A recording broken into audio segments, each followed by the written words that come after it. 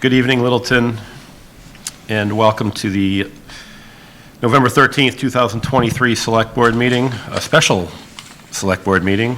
This evening we'll be selecting, hopefully, our next town administrator. But before that, I would like to start with the Pledge of Allegiance, if we may. Thank you.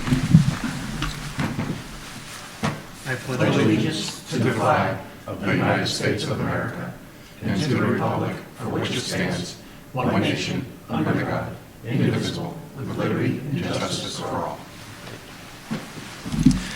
Thank you.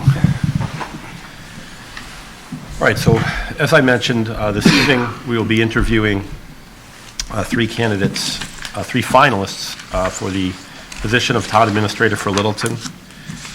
As soon as we're done with some preliminary discussion and one agenda item we want to get out of the way, we'll be interviewing Clancy Main at approximately, in about 5 minutes. And then at 6 p.m. we're scheduled to interview Sean Hendricks. We'll take a short break. And then at 7:15 we will be interviewing James Duggan. So with that being said, I would like to discuss. And then, after that, after the interviews are done, we will be deliberating amongst ourselves and on camera to discuss on who our selection potentially could be, and hopefully we come out of here with a new town administrator subject to contract negotiations and things like that, which I will talk about at that point. I think we will discuss 2 select board members to be on that. Michelle, obviously, be involved in that, and then of course we have an attorney we'll have to have in the room to help things along. That being said, let's get into our one agenda item that's outside of this process is the request to use Littleton Common on Sunday, November 19th, 2023 at 7 p.m. for a pre-Thanksgiving community event by the Greater Littleton Interfaith Council. There's some history here. I guess they've used the Common before for other events. Any questions on this? I didn't look through the email thread. I assume that this has been vetted by police and fire. Yes. No issues there, I assume? No. Okay. No. Then I have nothing to say. Okay. All right, look for the motion. Move the Select Board approve the use of the Lower Littleton Common for the Greater Littleton Interfaith Council pre-Thanksgiving community event on November 19, 2023, starting at 7 p.m. Second? Moved by Mark, seconded by Karen. All those in favor? Aye. All right. That order of business out of the way. So any conversation, any discussion about the process tonight? So we'll do these 3 interviews, deliberate, discuss who wants to be part of the contract negotiations, and move from there. Hopefully everything. All good? Ready? I think we're ready for Clancy. Are Michelle, we hold on gonna one talk about second. the process? Oh, Yeah. excuse me. Let's just talk about Before the process, Clancy comes in? how we got here, and Sure. John being here. Yeah, so let's, a little bit about the process, and I know if you attended town meeting, you noticed we've changed the process a little bit to give us some added options when it comes to selecting a new town administrator, as the previous policy in place was written well before we had the assistant town administrator position, so we had to change some language and give us some more efficiencies. So this process began, my goodness, March, April, and I want to let Matthew speak to the subcommittee or the search committee, I guess we should say, that did all the screening, the candidates, the preliminary screening, reduced it down, had interviews to get it down to a number per our bylaw, which stated no less than 2 candidates, and here we are tonight with 3. So if you could talk about your Sure. process a little bit. So we had a committee which consisted of me, a select board member, a member of the finance committee, a member of the personnel advisory board, a public at large member, and sorry? School committee. And that's right, the chair of the school committee. And Michelle was also present for all the meetings. I don't know if you were also a member of that committee, I believe. I was not a You were member not a of the member, okay. committee, So we began by reviewing the job description.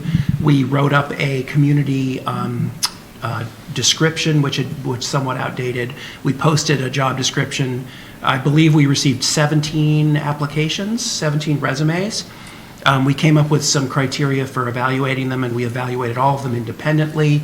We had a meeting where we ranked them, and we ended up with 6 that we felt were, substantially, our first 6 choices that ranked higher than the others.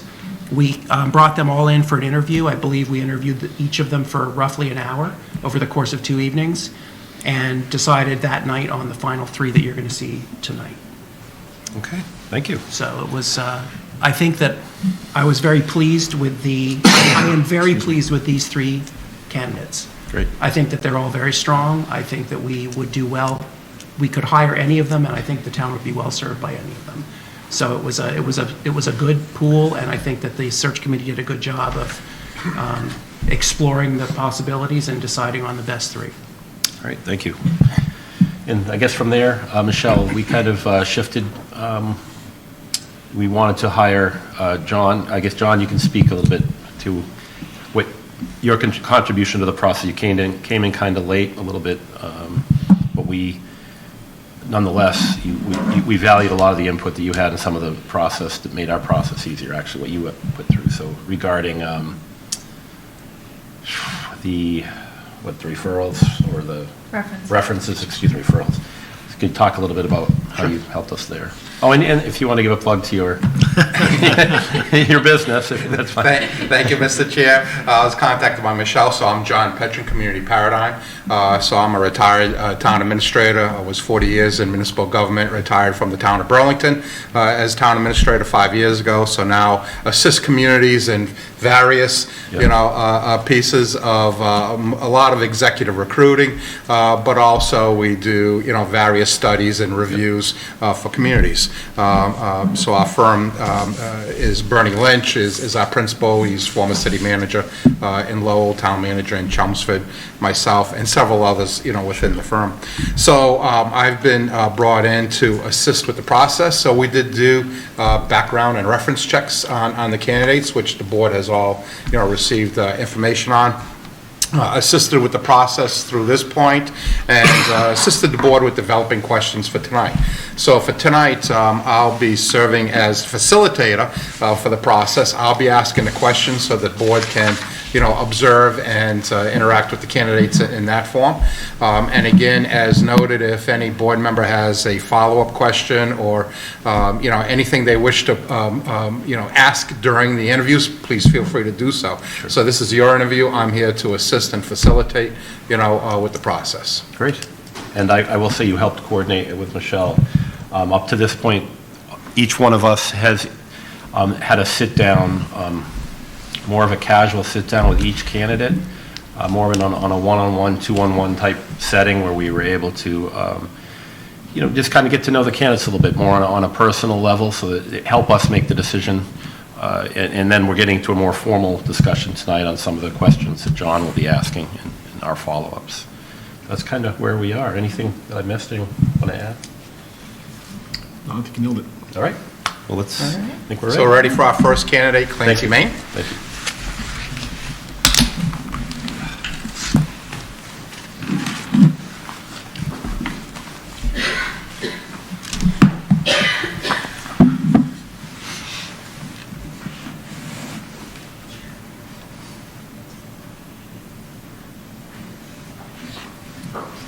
Hey Clancy, how you doing? Good, how are you? Come on in. You can get settled into the front here. So you've got a bottle of water in case you need it. If you open it, there's an extra charge, but that's okay. It's like the Hilton. So first of all, congratulations on being a finalist here in the town of Littleton, and certainly thank you for your interest in putting yourself out, for this process and, working with the town to this point. So this is an opportunity for you to, give us an introduction as to your history, why you're about, and your specific interest in this position, and why do you think you'd be successful here? Sure. So, Mr. Chairman, board, thank you guys for having me. I appreciate it. So my name is Clancy Mean. I'm currently the assistant town manager in the town of Billerica. So if you're not familiar with the town of Billerica, it's about 40,000 residents. We have a $200 million budget and about 400 employees on the municipal side. And so in conjunction with the town manager, I help run the day-to-day operations of the town of Billerica. And so one of my main things that I do as the assistant town manager is I'm sort of the liaison between the architects, the OPM for all of our building projects and capital planning. So I spend a lot of time working on, our new DPW project that's coming along, our fire station that we built, our senior center, our rec center that we're in the process of building. And so I spend a lot of time doing that. And then also with the town manager, I'm the 1A, 1B negotiator for union contracts. And so I cost them out, I put together all the language, I work with the department heads to put together a really good, sustainable contract negotiation process. And then I work with the town accountant and the town manager on putting together the budget process. I meet with each department head, their capital wish list, everything that sort of goes into the budget, the revenues, forecasting the future years. So I'm part of that process right from the beginning. Before I came here, I was putting together the tax classification info with the assessor earlier today. And then for about 2 years when I was the assistant town manager, I also served as the personnel director. So I handled all the training, the hiring, the firing, promotion of employees, all the good stuff and all the bad stuff that comes with it. And then previous to that, I was the director of administrative services. I handled a lot of the projects that I still handle today. And then previous to that, I was the budget management analyst. And so in that role, I started the town social media. We're up to about 10,000 followers on Facebook, Twitter account, newsletter, sort of everything in between. Made sure we got out all the information to the residents. Previous to that, I obviously worked here in Littleton as the executive assistant to the town manager, town administrator. So I saw, the nuts and bolts of how they put together a, how they run an office here. And I learned a lot about the town, and I really appreciated it. And then previous to that, I worked for a city councilor and a couple mayors and on a political campaign. And so why I chose to, and why I wanted to come back to Littleton is that I want to get stuff done and I want to do stuff. I don't want to just sit in my chair and collect a paycheck. I want to come to work, I want to do projects, and I want to put, I want to help you guys put your mark on this town and your stamp on this town and move the town forward in a way that, you see fit. So that's why I chose Littleton, and that's a little bit about me. So with that, how would you work with the board in understanding the vision, of the board for the town? And what do you see as your role in that process, as well as setting a path for its implementation? Yeah, so as the town administrator, you're a facilitator. So you want to, the first thing that I would do is I'd want to sit down with every single solitary board member and figure out what their goals were, not only long-term, but their short-term goals.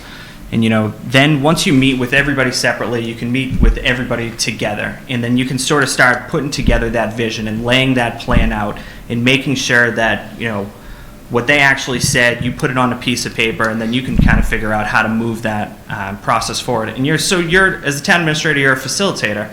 So if somebody wants, the senior center to move forward fast, or they want the new school to move fast, or the downtown to move forward fast, you got to sort of help, push all those snowballs in the right direction, keep everything moving, and keep the board happy and keep everything rolling along. So yeah, I mean that's how I'd see my role as facilitator and making sure everything keeps moving. So, looking at recent history, here in Littleton, the board is in consensus that leadership skills are critical, in this hire.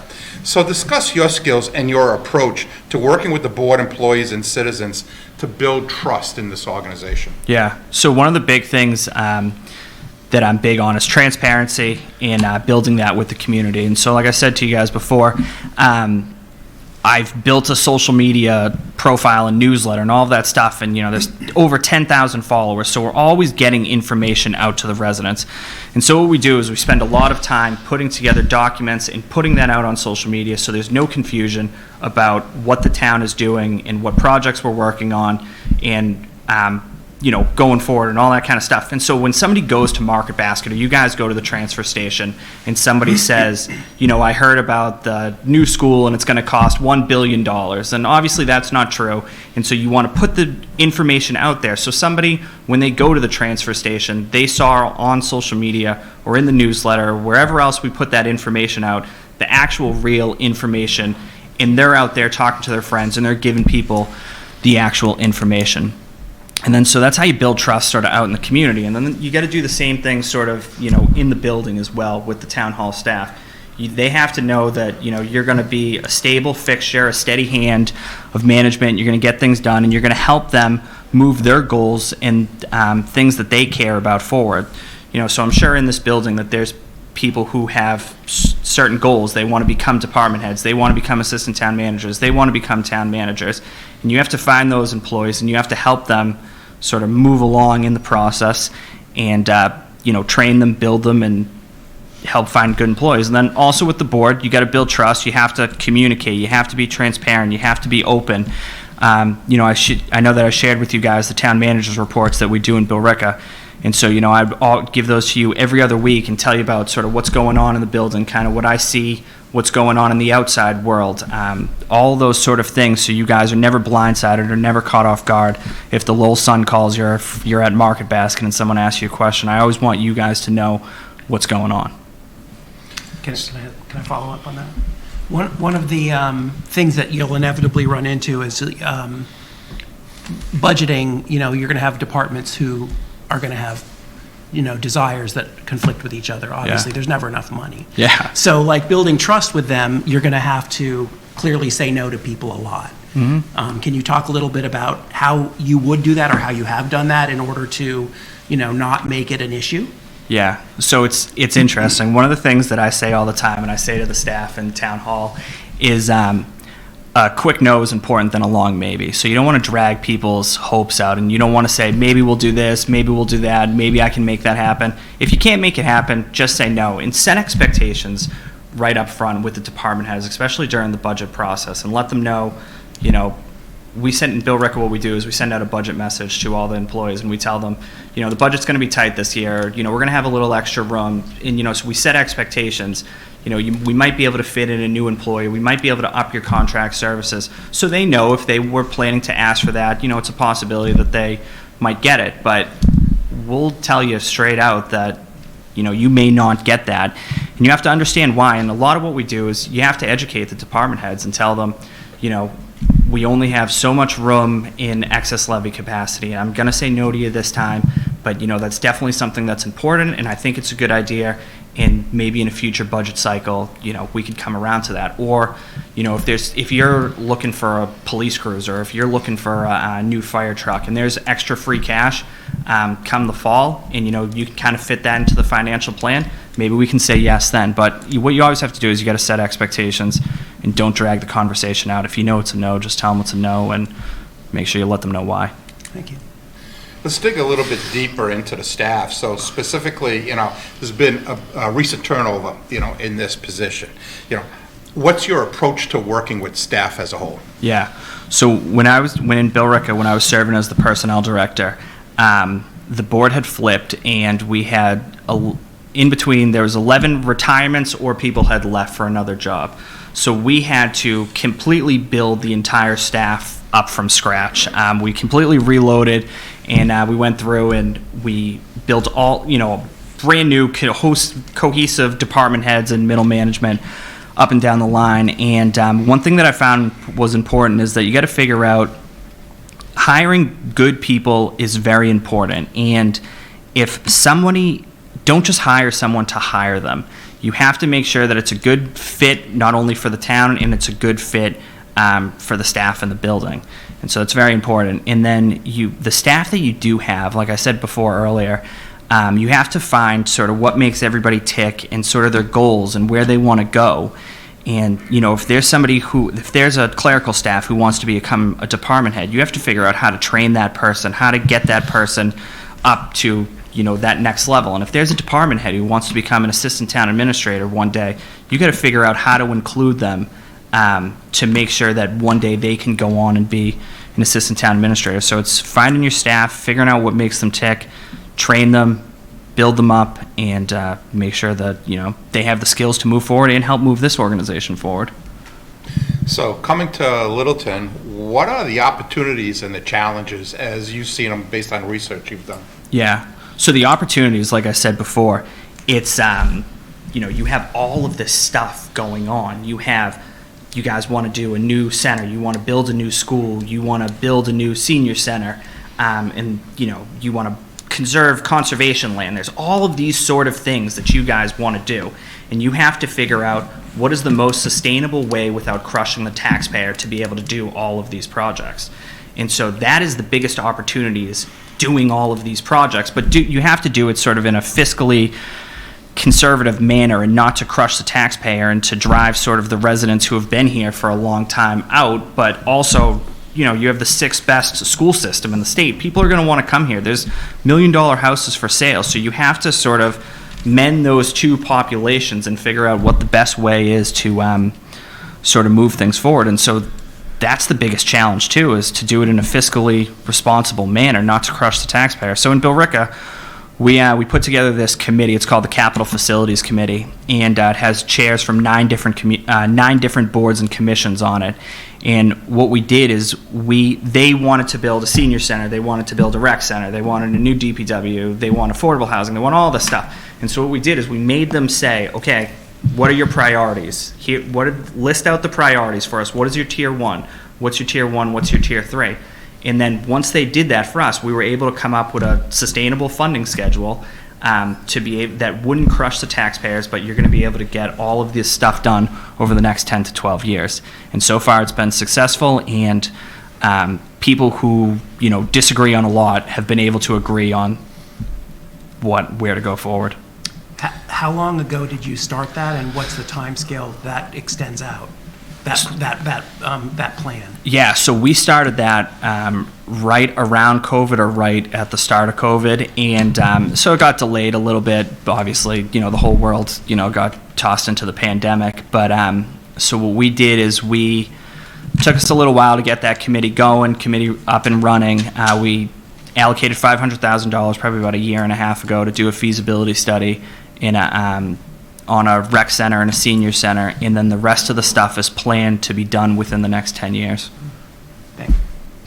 This is a non-charter community. You're working in a charter community in a manager format. How do you adapt, going from that form to this form where there's the other form with more authority? Yeah, so that's an interesting question. I was thinking about that a lot today.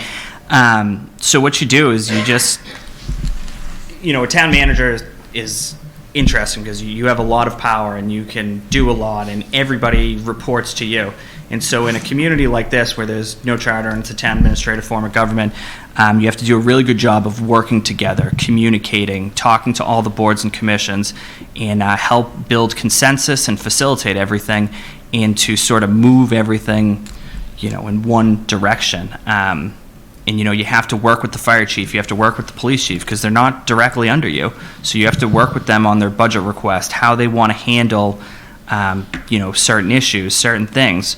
So it's not an easy form of government, and it's definitely a challenge, but it's one of those things where if you communicate, you work together, you have a sort of an open door policy, and you collaborate with your other department heads, with the boards, the commissions, with you guys, you can get a lot of good stuff done, but it takes a lot of work, and you got to work together. Local schools here, what's a good relationship look like between general government and the schools, superintendent and town administrator? Yeah, so Littleton, I don't know if it's still the same, but Billerica in town hall, the superintendent's office is just right down the hall. So a lot of the times I'll walk down there, I'll pop in, I'll say hello, what's going on, what's going on the school side, because I want to be informed, I want to know, and I want to have that relationship with the superintendent. And so we have an interim superintendent, we have such good relationships. She actually came down to my office today, and we were talking about the budget calendar, and when are you guys going to present to the board? When should I plan to present to the board? When am I going to have a number? When do you want to talk about that number? And we have a very good relationship, so much so 5 or 6 days ago they do their school committee meetings in the auditorium in the town of Billerica, and she was having a Zoom issue with her school committee account their meeting started at 6, and at 5:45 she called me in a panic and emergency, but she knew I'd pick up her phone when I saw, Carrie Cleary, superintendent, on the other line. And I gave her my Zoom account number, and, she went on with her meeting. But that's the type of relationship I have, with the superintendent, but with all the department heads. They know they can call me, reach me whenever they have a problem, they have an issue. I always pick up my phone, so. Because if you're calling me at 6 o'clock or 6:30, it's an emergency and you really need me, so. So let's jump into finance a little bit and, talk about your role in financial planning, as well as your financial management strategies for ensuring sustainability, on the financial side. Yeah, so like I was talking about, so we recently, you guys are a AAA bond community, and so in Bill Ricker, we're a AA+, and so we're trying to get that AAA rating, but we have a huge pension liability that we're getting crushed on, so I don't know if we'll ever get there unless we really, really pay it down. But so we spend a lot of time thinking about how we can do our finances better.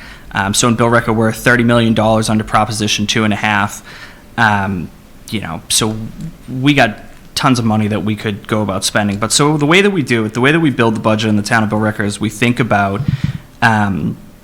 we don't want to crush the taxpayers. That's the most important thing that we think about. And so what our goal is we try to do a tax increase somewhere between $200 and $300 a year to the taxpayer. And so like we were saying before, we know, okay, this is sort of the constraints that we can work inside of.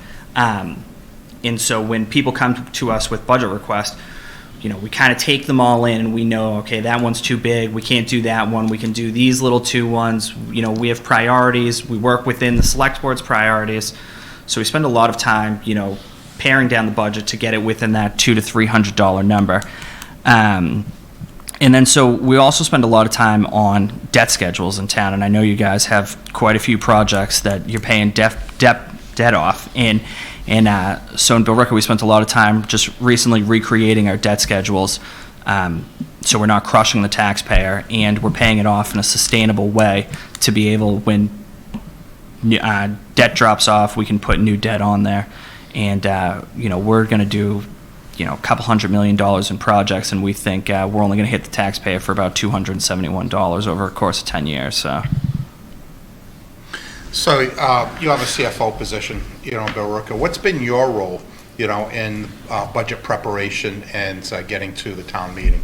Yeah, so it's kind of evolved over time because I started off as the budget, management analyst, but I always was part of every single solitary conversation going through the entire process.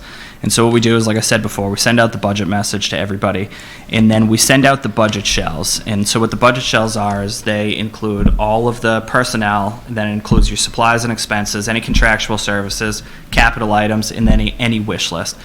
And so there's probably about 60 or 70 of those that we send out to the departments. And so eventually they send those back.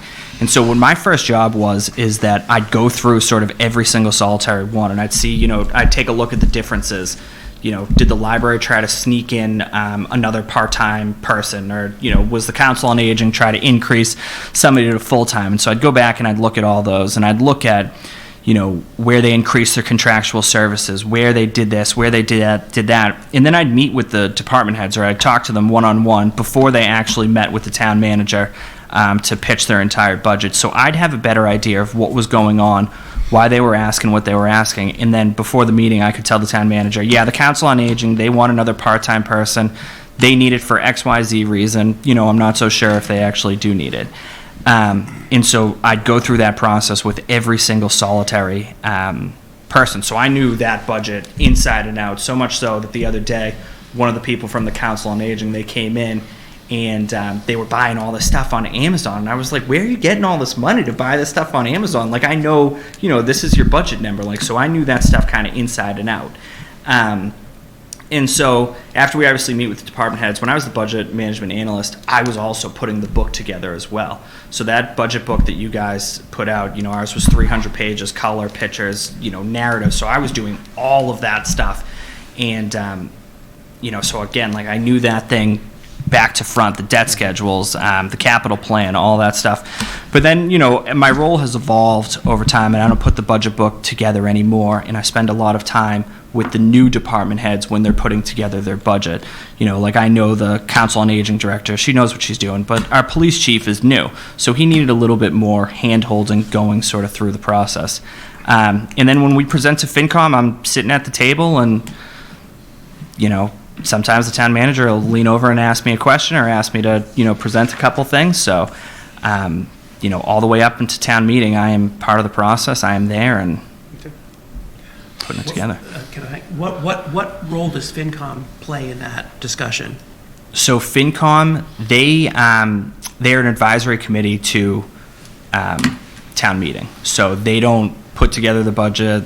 All they can do is recommend this budget to town meeting or not to town meeting. But like practically speaking, in your experience, like what do they, I mean, are they the voice of authority that everyone listens to? Are Yes. They, yeah, okay. Yeah, so they're definitely the voice of authority. So, I mean, if FinCom votes down a budget, that budget has pretty much no chance of passing town meeting. They put together a report and they put it in the town meeting report, and they'll tell you why A they voted it department down. budget, you mean? Yeah, Yeah. and they know, and like we know, right? FinCom is looking for X, Y, and Z, and so when we go into FinCom, we know, they're going to ask us questions about this, so we have to be ready to answer. And if our answers aren't good, they'll say, "Come back next week with better answers," and until you get this right. Are they elected or appointed? They're appointed by the moderator. All of them? All of them, yes. Wow. There's 11 members and 2 alternates. Great. So let's talk about your experience in financial forecasting and reviewing financial policies. So, like I said, we just submitted all of our financial policies to the Board of Selectmen not too long ago. The rating agency, we had not submitted any financial policies to them besides debt stabilization. So me and the town manager, we sat down maybe about 8 months ago, and we put together all of these financial policies. We put together every single solitary one, from OPEB to what the Board of Selectmen expects the increase to be, to debt stabilization, to our reserve policy, all of that kind of stuff. So I've spent a lot of time putting together those policies. We read Littleton's policies, we read Needham's, Dedham's, we read, we tried to put together our sort of best policies to make it happen. And so, yeah. What was the other part of the question? Financial forecasting. Yeah, so in each budget, if you take a look at the Town of Billerica budget, we put together a financial forecast, and it goes out 5 years. And so what we do in Billerica is we do a lot of conservative budgeting, and so we try and we make sure that, we're not balancing our budget on a fake state aid number. We're very conservative. We expect that we know how much health insurance is going to go up, how much OPEB is going to go up, how much pension cost is going to go up. We spend a lot of time doing that. And then we spend a lot of time thinking about our local receipts, where those are going to go sort of every single year. There was years during COVID that were tough, and, we thought they would go down, but they ended up going up. But we spend a lot of time during the budget process thinking about, that kind of stuff and where it's going to go. And it's always best to sort of be more conservative at the end of the day. You've addressed your role in certain capital projects and everything, Yeah. so I don't want to get into that as much. But I do want to ask about securing alternative forms of funding for capital. What's been your experience with that? Yeah, so when I first got to Billerica, there was a street light project, and so we had old halogen street lights, and they had been trying for years to figure out a way to sort of get them all to become LED. And the DPW supervisor at that time, so there's no way you're going to be able to do it. And I was brand new, and I was like, yes, I am. I am definitely 1,000% going to figure out a way to make this happen. So I remember I researched it. I found a bunch of grants. I found the Green Communities grant, and I wrote the grant, and then we ended up getting the grant to transfer over, I think it was 2,300 LED streetlights. And then I remember the town manager said, "Do you want to turn this project over to the DPW?" And I was like, "No, I think let me try and run it. Let me see how I can do." And I ran the project. We successfully installed all the LED streetlights. I didn't know anything about streetlights, but I remember I took the police chief, the DPW director, and the town manager on a tour, and we went to Dracut, Tewksbury, Tingsboro, and a bunch of other towns, and we looked at all of the streetlights, and we ended up picking what the Kelvin was and what the pole looked like and all that kind of stuff. I'll figure out if there's a way to fund a project. I'll figure out a way to fund it, whether it's writing grants, seeking donors, anything that you can do to get something done. I'll do it. All right, Michelle wants me to ask, in HR today, what are some of the key issues and needs that you need to address in HR? In regards to? Big picture HR, dealing with employees of today. Yeah, so employees of today are a lot different than employees of, pre-COVID, I guess. And so one of the things that we struggle with all the time is they talk about two things. They talk about remote work and they talk about a 4-day work week. And so in the town of Billerica, we don't have a 4-day work week. You guys have a 4.5-day work week. But, that's one thing that comes up over and over and over again. And it's one thing sort of, we have yet to address. And then the other thing is remote work. I don't know, I assume many of you probably work remotely. We don't have a policy on it in the town of Billerica. Some employees do, some employees don't, but that's certainly a big thing. If your employees want remote work, you have to figure out a way to do it in a way to make sure they are managed doing, what they're supposed to be doing and being effective and getting work done. I know my wife sometimes works from home, and I'm like, are you working or are you walking the dog all day? So, but those things, union contract negotiations, you got to work with the department heads, and you have to figure out what type of language they want, what type of language they can survive, and those are the main things. What are the three most important qualities you seek when hiring an employee? When I hire an employee, so they have to be able to do the job, they have to sort of be coachable and trainable, and you have to want to work with them, because at the end of the day, you're going to spend 9, 10, hours a day with them.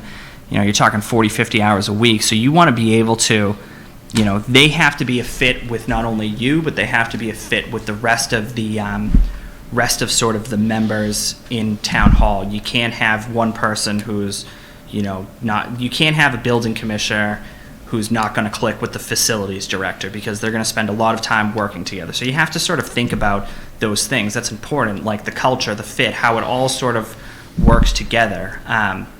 But they have to be able to do the job, and then they have to sort of be coachable. You have to be able to say, maybe you did this thing, where you used to come from, not how we do it here. We do it a little bit differently, but I kind of do like that idea, so maybe we'll work it into how it gets done. But yeah, those are the three main things that you need. Is they have to be coachable, you have to want to be able to work with them, and they have to be able to do the job. How do you encourage teamwork? So we do a lot of collaboration in the town of Billerica. And so one thing that we do all the time, so like the HR director, she is the HR director, but when we do interviews together, so sometimes like we did one after the DPW the other day, and I wanted to take a walk. We're doing a road project with the DPW director.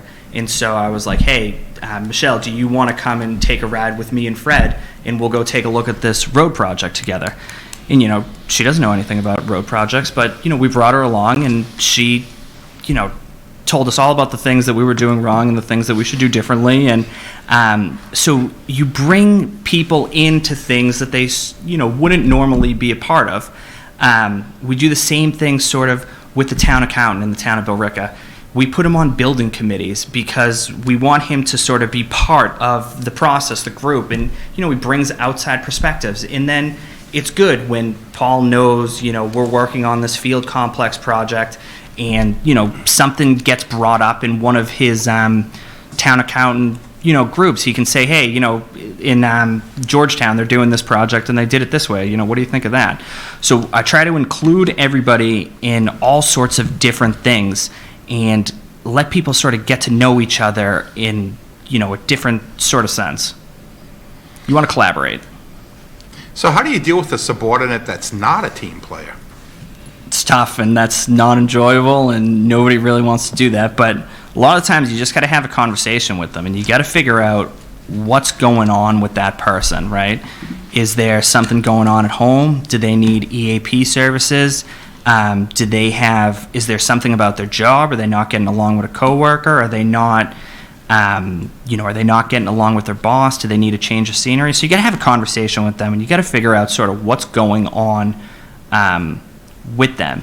And then if there's nothing that you can do to fix, unfortunately, you have to sort of go through the process of the disciplinary process and, talk to them about what's going on, written warning, and then put them on a performance improvement plan. We've had people in Billerica who, once we put them on a performance improvement plan and we had a conversation with them and we realized that, wow, we didn't really train this person the way that we should have trained them, they became stellar employees and they turned everything around. But then there's other employees who we've put on performance improvement plans and we've had to sort of go the whole way with them, so.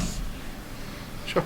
So, being in the area, I know Littleton has done well with economic development in recent years, but has some more challenges ahead of them. Yeah. What will you bring to the table, and what are some suggestions you may have to address, the economic development situation? Yeah.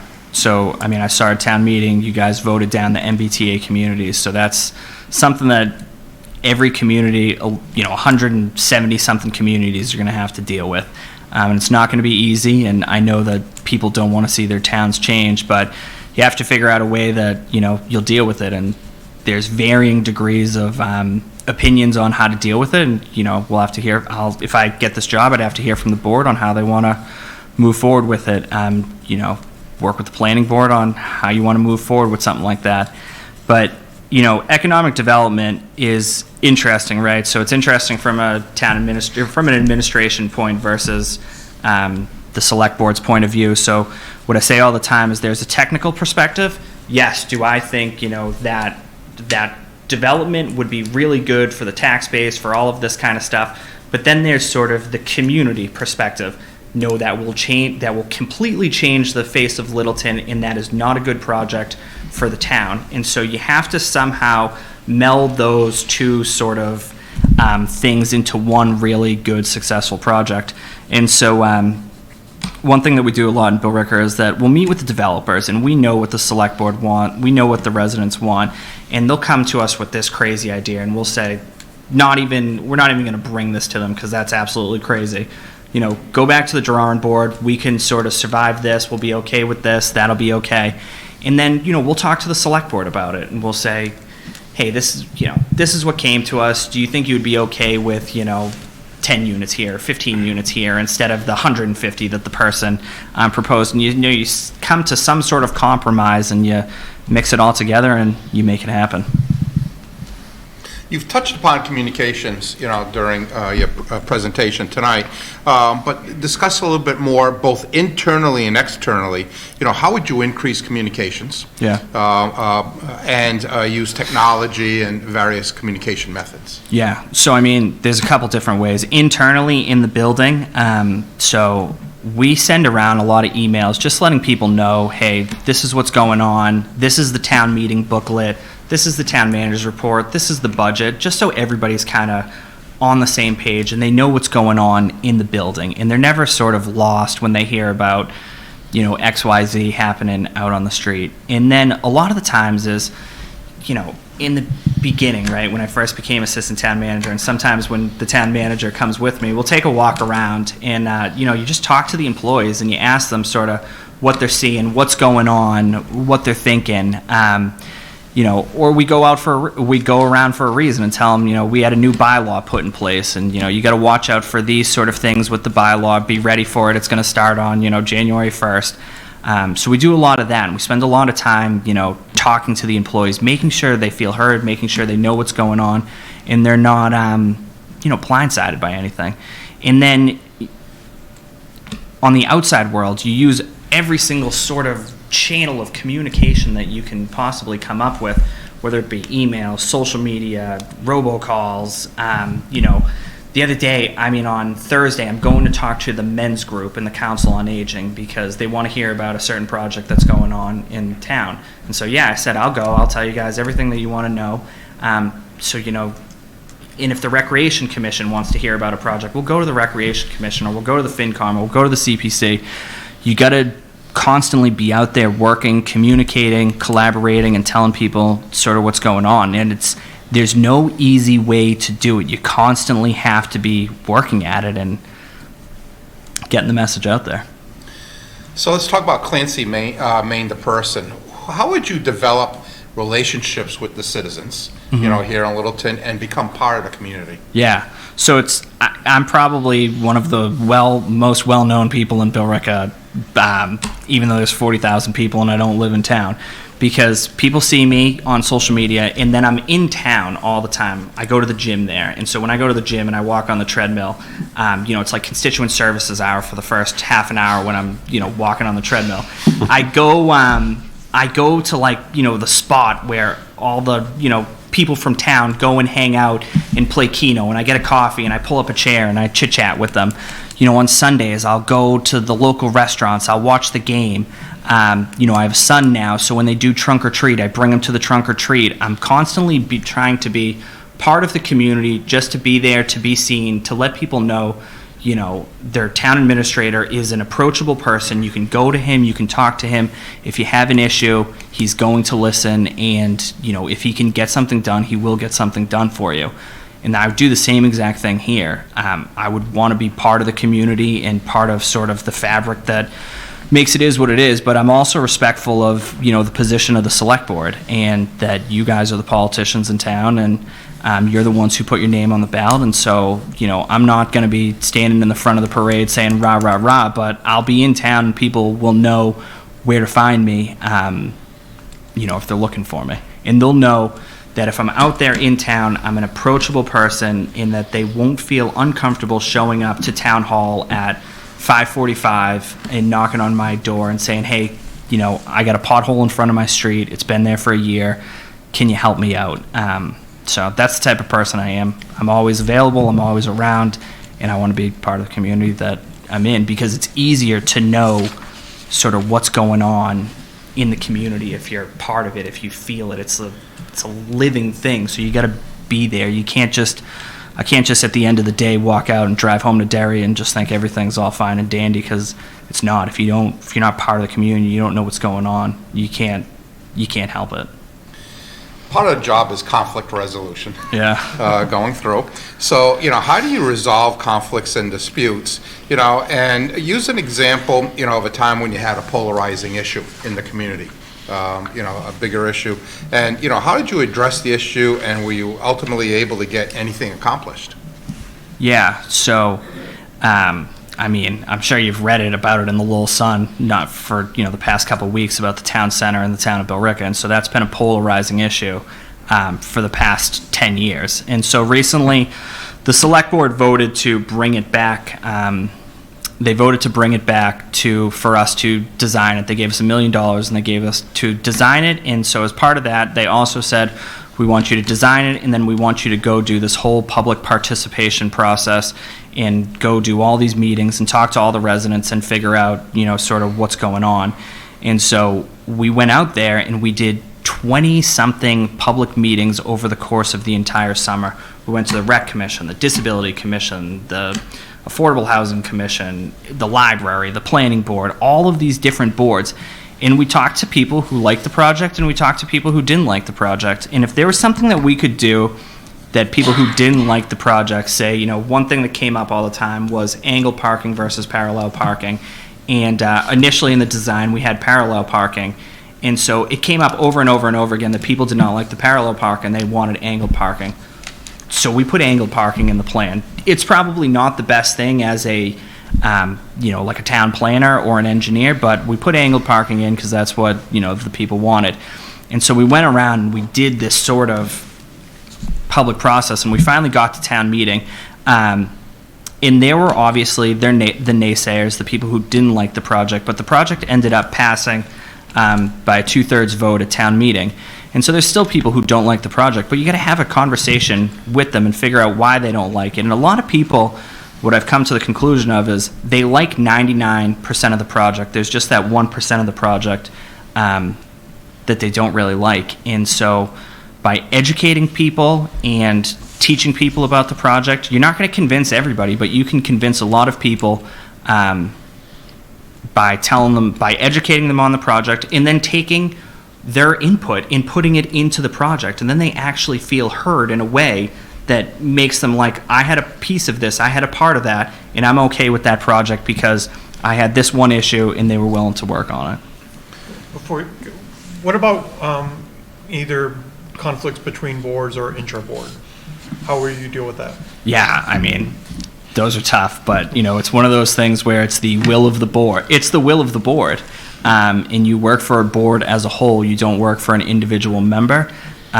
So, it's the will of the board and what the board decides. But one of the things is I am, in my role, I have very good relationship. So we have a split board in Billerica, and I have a very good relationship with both sides of the board. And they know that they can go to me if they're having a problem with something or they're in a fight with somebody. They know they can go to me. They know they can talk to me. And I do my best to sort of smooth everything out and keep people moving forward and keep the work going on. But yeah, I mean, it's not easy. It's a challenge. Clancy, can you define a split board? Do you mean a split board in general? Are you talking on any given topic? Are they always split? I'm curious on Besides National Grid poll hearings, I would say they're almost always split 3-2. So, Just to follow up, both on that and on the communication strategy of walking around. Yeah. And you talking about board members being able to come to you. So I guess both pieces relative to communication. As the number two, you're kind of afforded that flexibility to be able to be good cop, I guess. Yes, right? yes.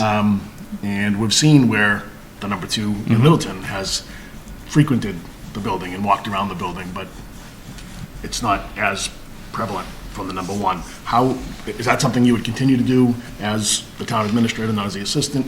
And how would you make time to do that, I guess, because the buck stops at number one, right? You have to make time. It's so important because the employees are the one who are making things happen in the town. You got to make sure that sort of you're out there, you're talking to them, they know that you can come to them and they can come to you, and it's very, very important to make sure that you're able to go and talk to the employees and be part of that. And so a lot of the times in Billerica, I actually get to play the bad cop role and John plays the good cop role. So, it's a role reversal. Sometimes I'm the one delivering the bad news because I don't want to have him to have to deliver the bad news and, him get heat for it. It's easier for me to get heat for it. So a lot of the times I play the bad cop for him. So it's better for the guy on top to deliver the good news anyways. But yeah, you have to.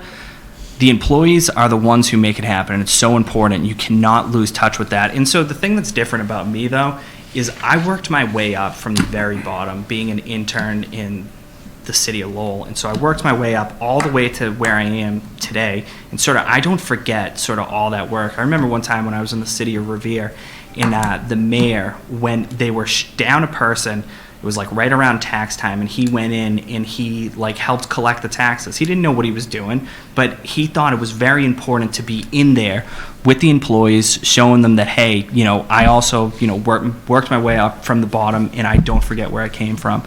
And that's certainly something I would never forget. So let's talk about the relationship with these folks here, and describe your overall relationship that you would envision working with this board. Yeah, so the thing that I would want to do is I would want to collaborate, I would want to be open, and I would want to have a good relationship with each and every one of you, because the town administrator job, to be effective, you have to have a good relationship with the board. You can't get anything done if you don't have a good relationship with the board. You have to be on the same page, and, I'd always be available. If you wanted to, ask me a question, bounce an idea off of me, I'm always there to talk to you. I'm always around. But at the end of the day, like I said before, I'm not. If somebody wants to put the senior center first, but everybody else on the board wants to make the school happen first, it's the will of the board, and you have to follow sort of the will of the board. But like I said, I have a very good relationship with all the board members in Billerica, and I expect to continue that here. So how would you see yourself communicating with the board on small and large issues? So, it depends, right? So there's certain things that a text message should go out to all of the board. If there's a fire at a school or something, and you guys need to know about that right away, I don't want you hearing about that from somebody else. If it's a smaller thing, like, there was a flood in, this building, right? Text you guys right away. But if there's a smaller issue, one that's not very important, you put it in the town manager's report. Or if there's something that's not really pressing, but you guys should know, you email it off. But you guys should be aware of, what's going on in town, what's going on in the building, what I know, you guys should know. What's a successful relationship look like between the board and the administrator? When you guys set goals and the goals get completed and they get done, and I'm not talking just the long-range goals, I'm talking the short-term goals. So I know I looked at your goals list. You have small things like policies that you want to do, get those policies done. But if you got other big sort of, bigger goals, you want to get those done, you want to be moving towards those. I want you guys to lay out a set of goals, and I want to, us all together to move forward towards completing those goals. That's the most important thing, is completing the goals of the board. And so that's what I would judge myself against, and I hope, others would judge myself against. What happens when your opinion on a subject differs from that of the governing body? Yeah, you guys make the calls, you set the policy. It is what it is. That's how it goes. And like I said before, right, you have the technical perspective and then there's the community perspective. At the end of the day, I drive home to Derry, and I don't live in this community. The community is very important to me. How it looks, how it turns out, how the people feel about the community is very important to me. But at the end of the day, it's your community. And so if you guys want XYZ to happen at ABC Place, we're going to make that happen regardless about how I feel at a certain location. Like, so in Billerica, for example, there's this school, it's called the Old Ditson, and it would be a great place for street level development in mixed use. It would be awesome to have commercial and then sort of affordable housing or some sort of mixed use housing on top of it. But the town doesn't want it. They don't think it's a good idea. They want it to be a park. So guess what? It's a park. And that's it, right? So how do you listen and adjust the feedback from board members and others?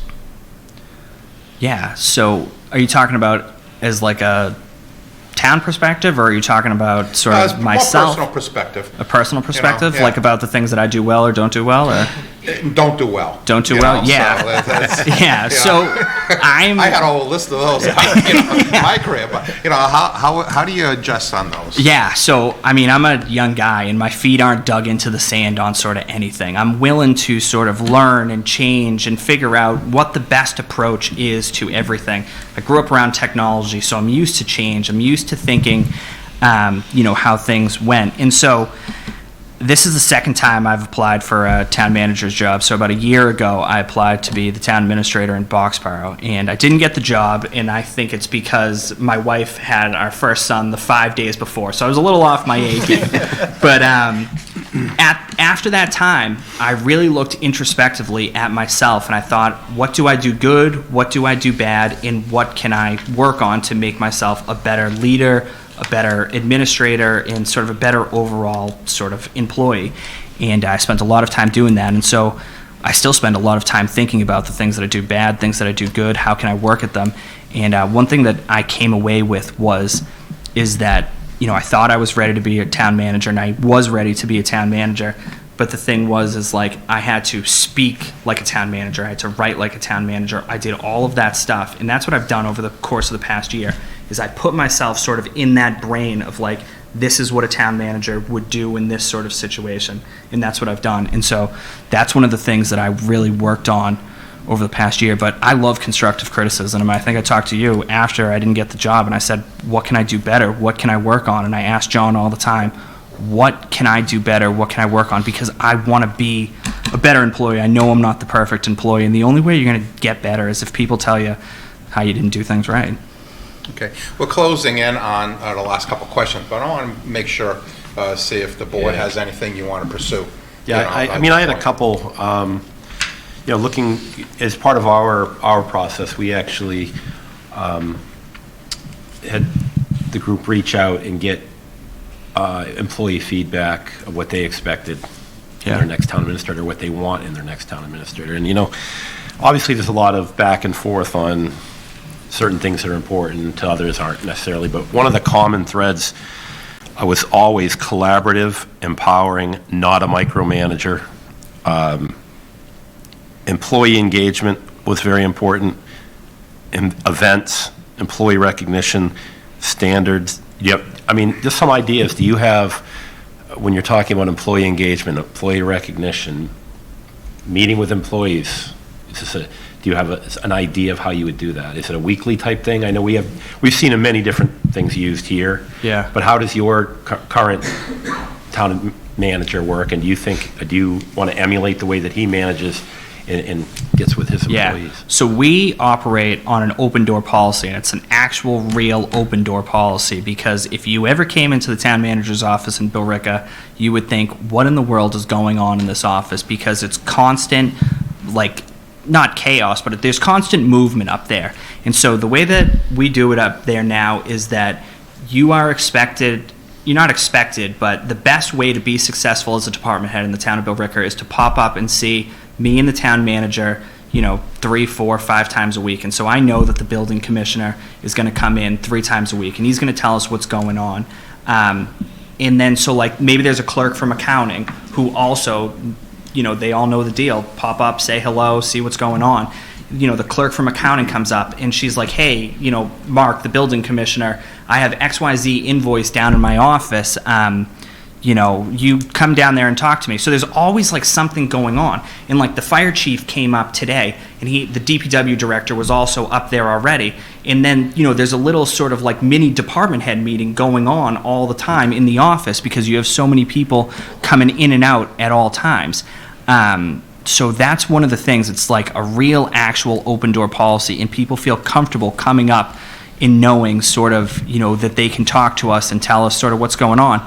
And sometimes, like, the building, I always say, you don't have to come up and give me a report about what's going on in your office. So like the planning director, and when she first started, she always would come in and give us a report about what was going on. And I'm like, Eric, you don't always need to give us a report. Sometimes you can just stop in and say, hey, the soccer game I was telling you about the other day, my daughter won that game. Because that's important to us too. And so you want to know your staff, and you want to know what's important to them and see how they tick. And then, so, that's a lot of sort of what you were talking about. And then employee recognition, you got to figure out how employees like to be recognized. Do they want the phone call after the meeting and say, good job? Do they want to be heard at a department head meeting? Do they want to be heard in front of the select board? You got to figure out what makes your employees tick. So, that's a lot of it. You just mentioned department head meetings. That is something that you would integrate into. Yeah, I mean, so we have monthly department head meetings, and so you have to be open with the staff. They have to know you're approachable, and so like I said, a lot of them just, they know, come up, talk to us, chit chat, tell us what's going on, check in. So it's not like a scheduled, like weekly, like one-on-one meeting, but there's a lot going on. So pop up, tell us what's going on, keep us in the loop, because I want to be in the loop. And I'm never going to micromanage your department, because if I wanted to be a DPW director, I would have applied to be the DPW director and not, do your job. But as long as you're keeping me in the loop and you're letting me know what's going on in your department, I'm going to be happy. I just don't want to be caught off guard. I don't want to be surprised, but, I want to know that you're planning to pave this road, or you're planning to pave this road, or, I can see a problem with this employee coming down the road. And we have very open communication with all the department heads, and I'd expect the same here. One quick structural question. Yeah. You talked to a personnel director. You were actually. Yeah.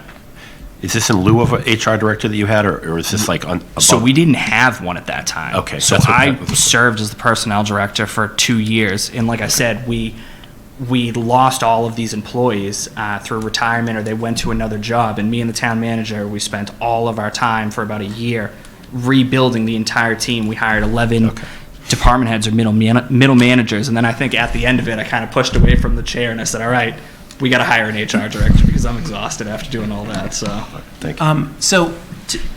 If you have an employee who has a suggestion about doing something where your responsibilities overlap, let's say the budget process. yeah.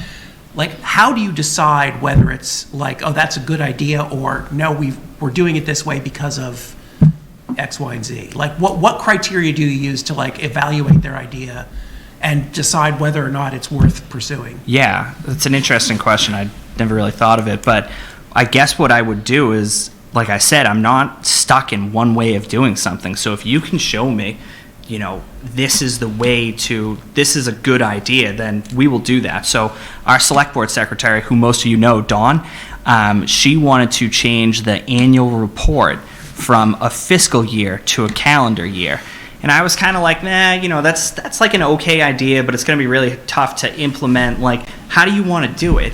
And then she told me that there was this calendar that you could do, like, you would put the annual report in a calendar, and that's how we would transfer it to a calendar year instead of a fiscal year. And I was like, that is a really great idea. Like, let's run with it and let's do it. But, it's not that I need to be convinced, but you need to show me, like, there's got to be not a good reason, but there has to be a reason why we're going to do it, a different way. And I'm always open to different ideas, but you just got to not convince me, but, lead me in the direction of why you think we're doing it this way. Do you think you would face any additional challenges coming back from your role when you were the assistant before? Yeah, I mean, of course, right? So, I was 27 years old, so, it was a different time, right? But, so I've grown, I've matured. I think I was very respectful of everybody, had a very good relationship with everybody. I'm sure there's probably some people who still think of me as Keith's executive secretary, but, I'd work with those people to show them that, I'd be the town administrator, and, we're going to work together and we're going to get all this stuff done. But yeah, I'm sure there'd be challenges, and I'm sure but you work through them. It's like anything else. So I've worked with people who have come from different places to the town of Billerica, and when I was in a different role, and you figure out what your new role is and what their new role is, and you grow together, and you have a great relationship, and you work forward. I have one more question. It's kind of out there a little bit. You're more than likely, you probably know some of your competition, and not just here, whenever you've gone up against anyone, you're potentially going up against individuals that have 20 years of town administrator or town manager experience. Yeah. Or 30. Or 30.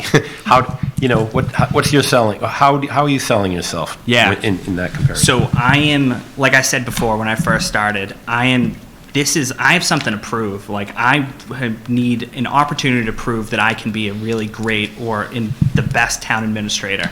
I just need that opportunity to prove and show, my passion and how I can sort of get things done. And like I said, I'm not going to just sit in this chair and collect a paycheck. I'm going to work every single solitary day, hour, minute to sort of, move this town forward. There's nobody who would work harder than me, work smarter than me, be more innovative, get your stuff done. And when the going gets tough, right? I've been in Billerica when there's been, really hard days and really bad days. I'm going to put my nose to the grindstone and keep, grinding away and keep going away and making sure we get stuff done correctly, no matter, backs are up against the wall or we're up against the ropes. There's nobody you want more by your side than me, so. All right, thank you. All right, we're at our 1 hour mark, so with that, I'm going to turn the floor back over to Clancy to basically, an opportunity to close out the discussion here. Yeah, so and, to give you concluding statements to the board. Got it. So I basically just closed it out with what I said. So thank you. I said the softball. Yeah. So there's really not much else to say that I didn't just say, except that like I said, I will be the hardest working town administrator that you could ever choose. I'll work through all these problems. I'll bring some stability back to this place, back to the board, and we'll get your projects done, and we'll accomplish the goals, and you will be proud of the choice that you make. And so I say, John hired me on May 1st, 2017, and so every May 1st I always go up to him and I always say, John, did you make a good decision? You still think that you made a good decision? And so every May 1st he's always said he's made a good decision. And so if you guys decide to hire me, you will definitely say that you made a good decision. Thank you. Thank you. All right, Clancy, thank you very much. Thank you. We'll be continuing tonight. The board will be having a discussion after the meeting, and you'll be hearing back from us, as to the conclusion of Sounds the good. process. Thank you very much. Okay, Thank you. thank Good you. night. Appreciate the time. Board want to take 1 minute? Or Yeah, I'm going to use it Yeah. And thank you. I know you probably didn't get all the questions in, but Right. thank you for pitching it to us so we could get some of it, because you're building up these ideas. So this is, I don't think, and I'm not sure I said that earlier, but this is fluid. Okay, good. As we go through. I didn't ask you that. So, so yeah. Appreciate it. Yeah. And then I've got someone, keeps warning me as to Kicking where you we under are the in the table. process, but, so. Once. Well, okay, once, One. but. Gary, are we officially in recess? Yeah, just like a quick 2 or 3 minutes, yeah, just to, Do you want the cameras on or off? We might as well turn them off until Yeah. the next one. Mark, can you put us in intermission for 3 to 5 minutes? All right. Thank you. All right, members of the board, we have our second candidate here this evening, Sean Hendricks.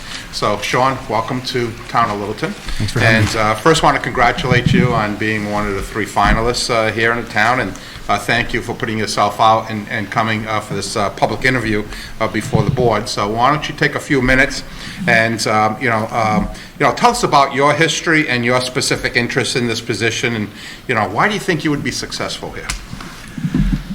So obviously, good evening. Thanks for having me. Good to see you again.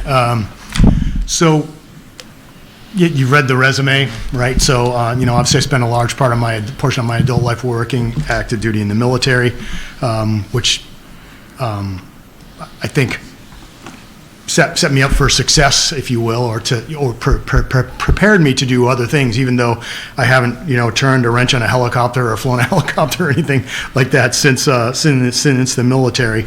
As I mentioned to a few of you last week, I kind of stumbled into municipal government, and it turned out to be something that kind of got under my skin, and I really, really enjoyed it. And so, I started off in Uxbridge, and then I went to Killingly, and then Millbury. And so I think the common denominator amongst all those towns is that they're sort of smaller, mill agricultural towns. And that's kind of my niche, which is why I'm here, because I'm out there looking to stay in municipal government. There are quite a few opportunities out there, but the combination of location and sort of the character and size and the nature of the town are what attracted me to Littleton. So I think, I view my military service as public service, in a way, in the sense that, where there's a relatively small group of people all sort of pulling in the same direction towards a common mission. So there's, I think that's, the military is certainly like that, and municipal government is like that as well. I mean, it's not about one person. One person isn't going to make a difference, isn't going to move the needle. It's all about kind of, holding hands, and we're not always singing kumbaya, but, in the end, everyone sort of has a vision of Littleton that is moving forward. And it's folks like you that I've sort of, really enjoyed working with, because when I was 25 or so, I always thought, I think I'm interested in politics. Because I'm still interested in it, I think, wow, what would it be like to serve? And I didn't really see what it was like to serve till I was a little bit older than that, and I saw the stuff that select boards do, which cured me of my of my desire, I think, probably to at least go out and knock on doors and ask people for votes. I had a sales job when I was younger. I wasn't that good at it because I wasn't a good closer. I was going to ask people. It's all about, this is the best car in the world, but I couldn't turn around and say, so you want to buy it? So Littleton is in a place in the portion of the state that I'm familiar with, that that I want to be. The size is perfect. I love the fact that it's a right to farm town. I like the fact that even though you're close to Lowell and you're close to that eastern third of the state, it's really maintained a small town agricultural, almost a bedroom community feel. And I think the other thing that really attracted me is that watching lots and lots of meetings over the course of the last few weeks. We apologize for that. There's a lot of engagement in this town. There's a lot of buy-in, and it's largely a credit to you and previous select boards or whatever. But as you know, a lot of towns have a really have a challenge in trying to get people to step up and volunteer. Not even think about actually running for election or whatever. But it seems like there's a lot of there's positive energy in this town, and in spite of the negative climate that we've sort of encountered in the last few years, where sort of public discourse has gotten a little less friendly and all that, I think there's, you know, this board and, you know, previous boards have been able to sort of maintain a consensus and a positivity in town that's able to keep, you know, moving things forward. So that's why I'm here tonight. So with that, how would you work with the board in understanding the vision of the board for the town? And what do you see as your role in that process, as well as setting a path for implementation? Well, the board is the board, and, you know, I've been a town manager as opposed to a town administrator, but I don't know that there's no substitute for communication. Obviously, we meet in meetings at least twice a month, you know, more than that during budget season and all, but there's no substitute, you know, as I mentioned last week, there's no substitute for the one-on-one relationships. So one of the things that I've done in all the towns is I've, you know, approached each one of the select board members individually, and certainly in early days have meetings, whether it's one or multiple meetings. And then I sort of find out whether any individual board members or any of you are interested in sort of an ongoing meeting, whether it's, you know, we meet for coffee or lunch once a month or once every couple of months or whatever. So it's really about sort of finding out why you are where you are, why you ran, what you love about this town, where you know, the direction that you want to see it go in, because you're, even though you govern and you legislate in the town as a collective, you each individually have your own sort of, you know, things that you want to see happen, and you may have your sort of your own individual pathways, your idea of how we're going to get there, right? And so I think the more time I spend with you collectively as well as individually, that helps me then make suggestions and help you set a path, because as the town administrator, it's my job to facilitate, to help you get where it is you want to go, right? So the more I know about you, the more I know the things that are important to you, the more I know kind of what makes you tick and why you're here, the more I can help you. The way Littleton is, the way Littleton is going to be, shouldn't be a reflection of what the town administrator wants, or if you ever had a town manager wants. It's about the elected officials. And so, you know, the short and easy answer is one word: it's communication. Which sounds easy, and again, as we discussed, it's hard for someone in the town administrator position to gauge how much is too much information. The last thing we want to do is bury you in information. But by the same token, the last thing I want is for you to call me up and say, "Hey, I was at the diner, I was at the transfer station or whatever today, and I heard X," and then maybe that was, you know, something going on in the government that probably you should have heard from town hall. That's the thing we want to avoid. So my mission, my pathway is your pathway. My job is just to sort of help you synthesize your ideas, help you land on a single path with potentially an alternate path, and then do whatever I can to make sure we get, or at least push in the direction that you want to go in. So based on recent history here, you know, the board is in consensus that leadership skills are critical. So discuss your skills and your approach to working with the board, employees, and citizens to build trust in this organization. So in terms of my own leadership background, I've led at multiple levels. I mean, you know, way back in the day, I was a assistant manager in a retail store. I sold men's suits, men's clothing. So, you know, I led a team of a handful of folks who are full and part-time people. And then you go to the military, and then you've got squad leaders, and then you've got platoons and battalions and brigades. So the common thread amongst all those kind of things is making sure that everyone knows what their job is. So you create expectations right out of the gate. Do you know what your job is? Yes, I know what my job is. Here's what we expect you to do. Here's how what you do fits into what everybody else is doing. You know, one of the things that we really have to pay attention to nowadays is how do we keep our employees engaged, right? And I found that one of the ways I think that we've been successful, we've been successful in the past, is making sure that folks understand that it is a team. And that word is tossed around a lot, but it's the real deal. it's a bunch of little teams. Planning may have its team, HR may have a team, the treasurer collector's office has a team, but I sort of look at them as squads in the platoon, right? Everyone's sort of got their own little job, but everyone needs to kind of work together, and everyone's dependent on everyone else in order to get where it is we want to go. So that's from the department head down to the administrative employees. And I would argue a lot of times that the engagement of the administrative employees is almost the most important, because the department heads and the folks that are maybe making sort of higher level, technical or tactical decisions can't do their jobs, can't get the information they need without that administrative staff. So we need everybody at all levels to be really, really engaged. And then it's really just about sort of pushing that forward from the town administrator's office, making sure the public understands that you can walk in the door into town hall during business hours, and you can walk up to the third floor and you can come in, and if I'm available, assuming I'm not in a meeting or something like that, I am willing to talk to you.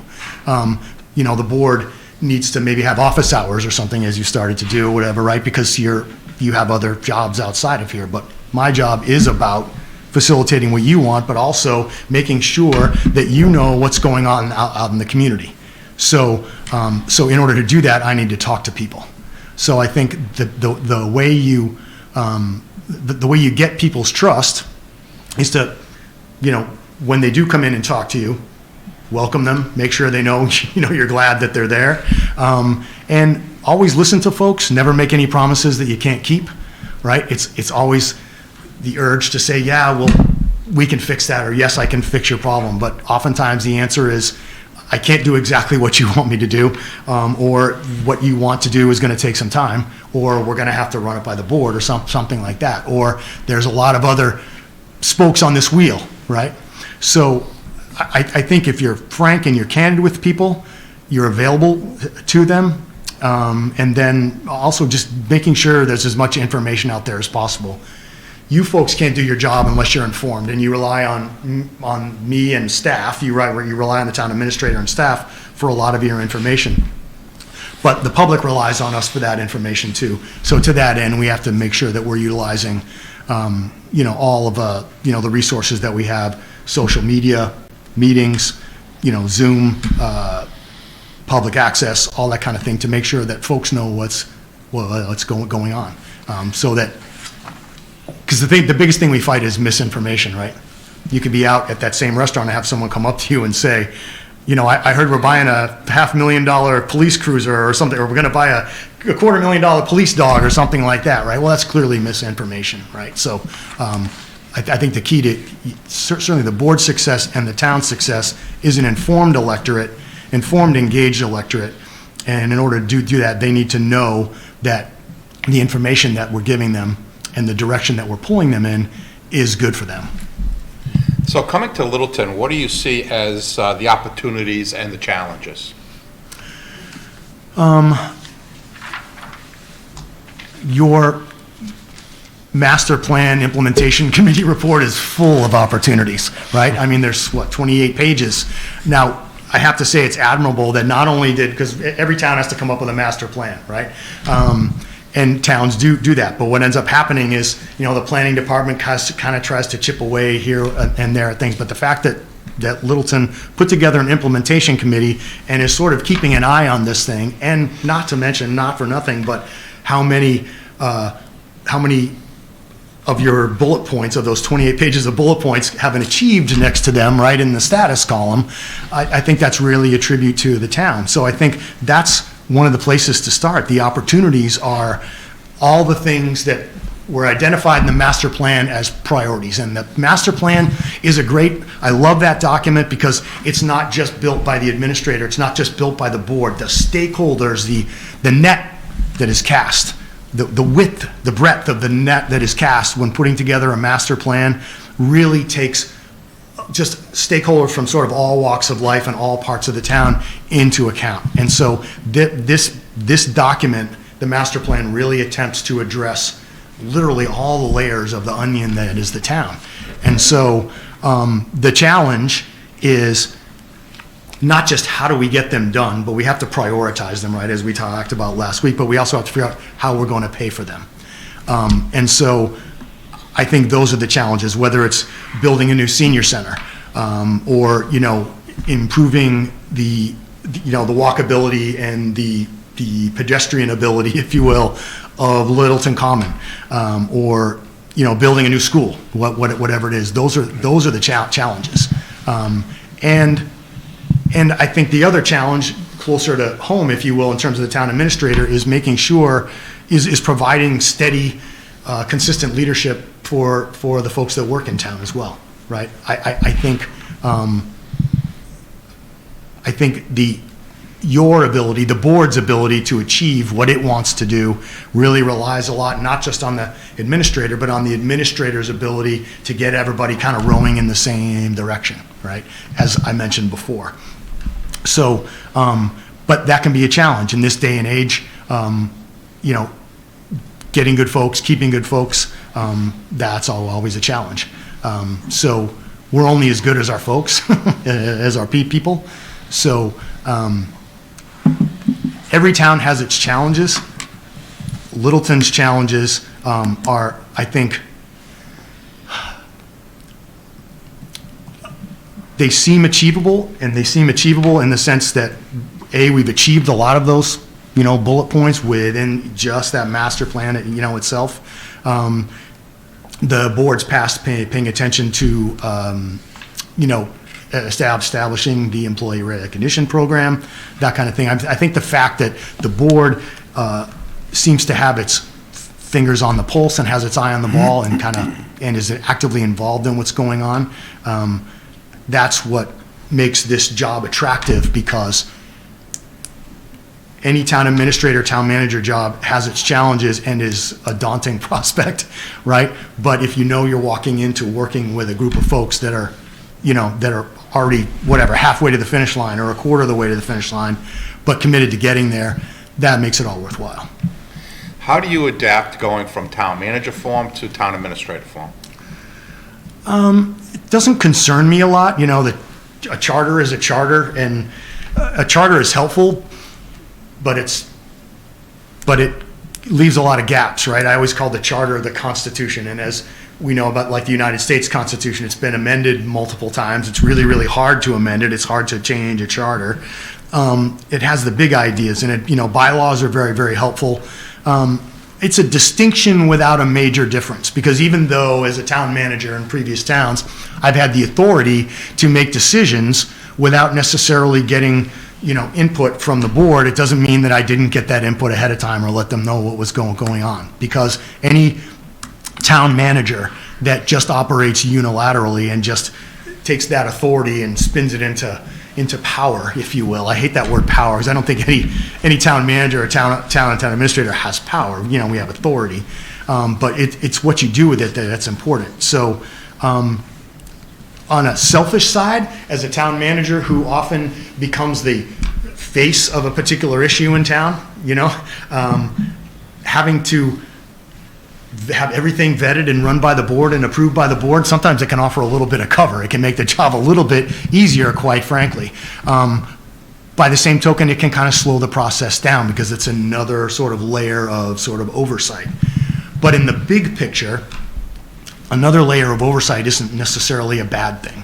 I think with a town administrator form of government, I think you're getting the good parts of having a town manager. You're getting professional management. That's the main thing, right? That's the biggest thing you want. Clearly, the town wants to have professional management here. I live in a state now where most of the small towns, the first selectman runs the town, and the first selectman is the selectman that got the most votes in the election, and that person is the CEO of the town. They become the person that runs the day-to-day operations.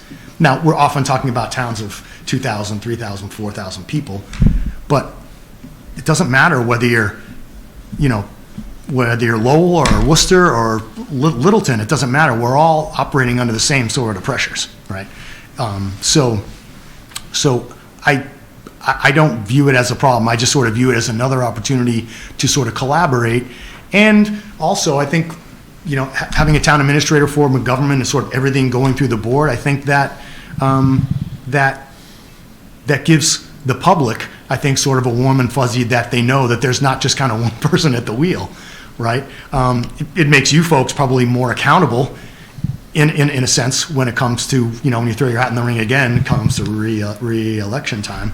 But again, as long as we're all doing the right thing and we're working for the residents and not for ourselves, then criticism's gonna be out there. But as long as like intention matters here. So whether I'm an administrator or a manager, I don't approach the job a lot differently. It's just about ultimately whose signature can end up on a piece of paper a lot of times.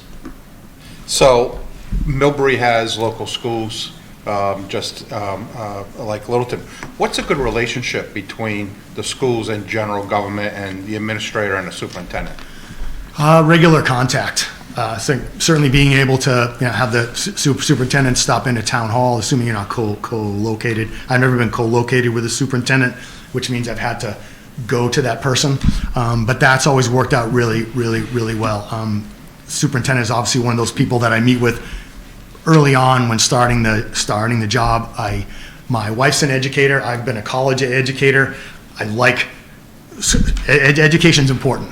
I've had the opportunity in a lot of towns that I've been in to speak in civics classes, in the high schools or whatever, because I just really enjoy that. So I take any opportunity I can to participate in school activities.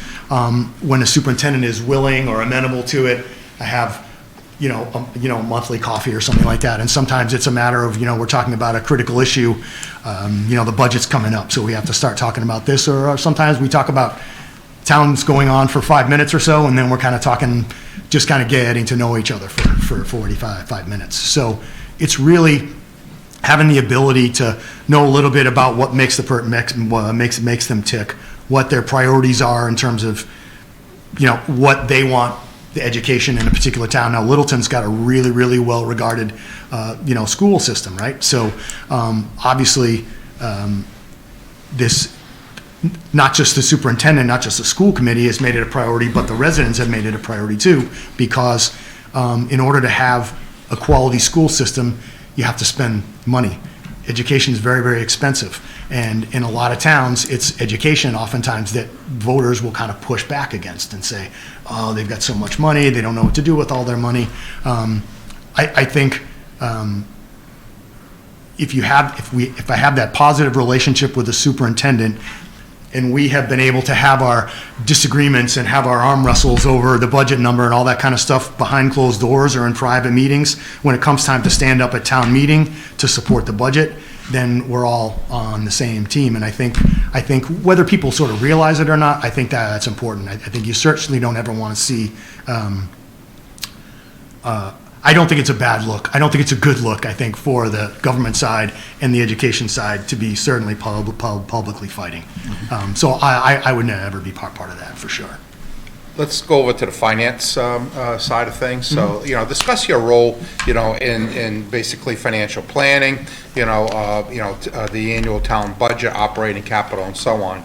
And how, your financial management strategies for ensuring, sustainability in an organization like this. Well, the budget process is what it is. It's slightly different in each town, but again, that's the budget process isn't something that I've ever sort of delegated. I'm interested in it. I'm interested in what's behind the numbers. Some of it is just because I'm a nerd and I'm interested in it. Some of it is because at some point in the 365 days, whatever, of any particular fiscal year, someone's going to come and say, why are we spending this? Why are we spending money on this? Because as we know, a small percentage of the folks go to town meeting and vote the budget in, but everyone's affected by it. And a lot of the people that we have come in and have issues with the budget or how we're spending things aren't necessarily people who went to town meeting or have educated themselves on the budget. So the budget process is always, early. It's some point in the fall, this time of year, maybe October. We send out a budget message and sort of, budget, sort of, the budget framework, if you will. Give them an idea at that point in time. Hey, things are a little bit tight. We're expecting, give them a sort of an idea of what we're looking at potentially in terms of revenue forecast, and just make sure that they have their current budget. I like to give them at least 3, maybe 5 years of of history within each line of what they've spent, because I think it's not only good for me to be able to look at and the finance committee, it's also good for the department heads sometimes. And as you know, you've got you have a couple of new department heads, right? So department heads don't always know the history of sort of what's behind those numbers. So, and then you expect them to put that budget together, and then it's about having meetings and having them, I say, defend their budgets, their numbers, but that's basically what it is. We need to have a conversation. And then ultimately, the budget is sort of always built. I always translate the budget at some point. Once we know we're going to have a big number, I try and translate the projected budget into what the tax rate is actually going to look like, right? As we know, it's not an exact number at that particular point in time, but I think you have to build a budget knowing what the impact is going to be on the taxpayer.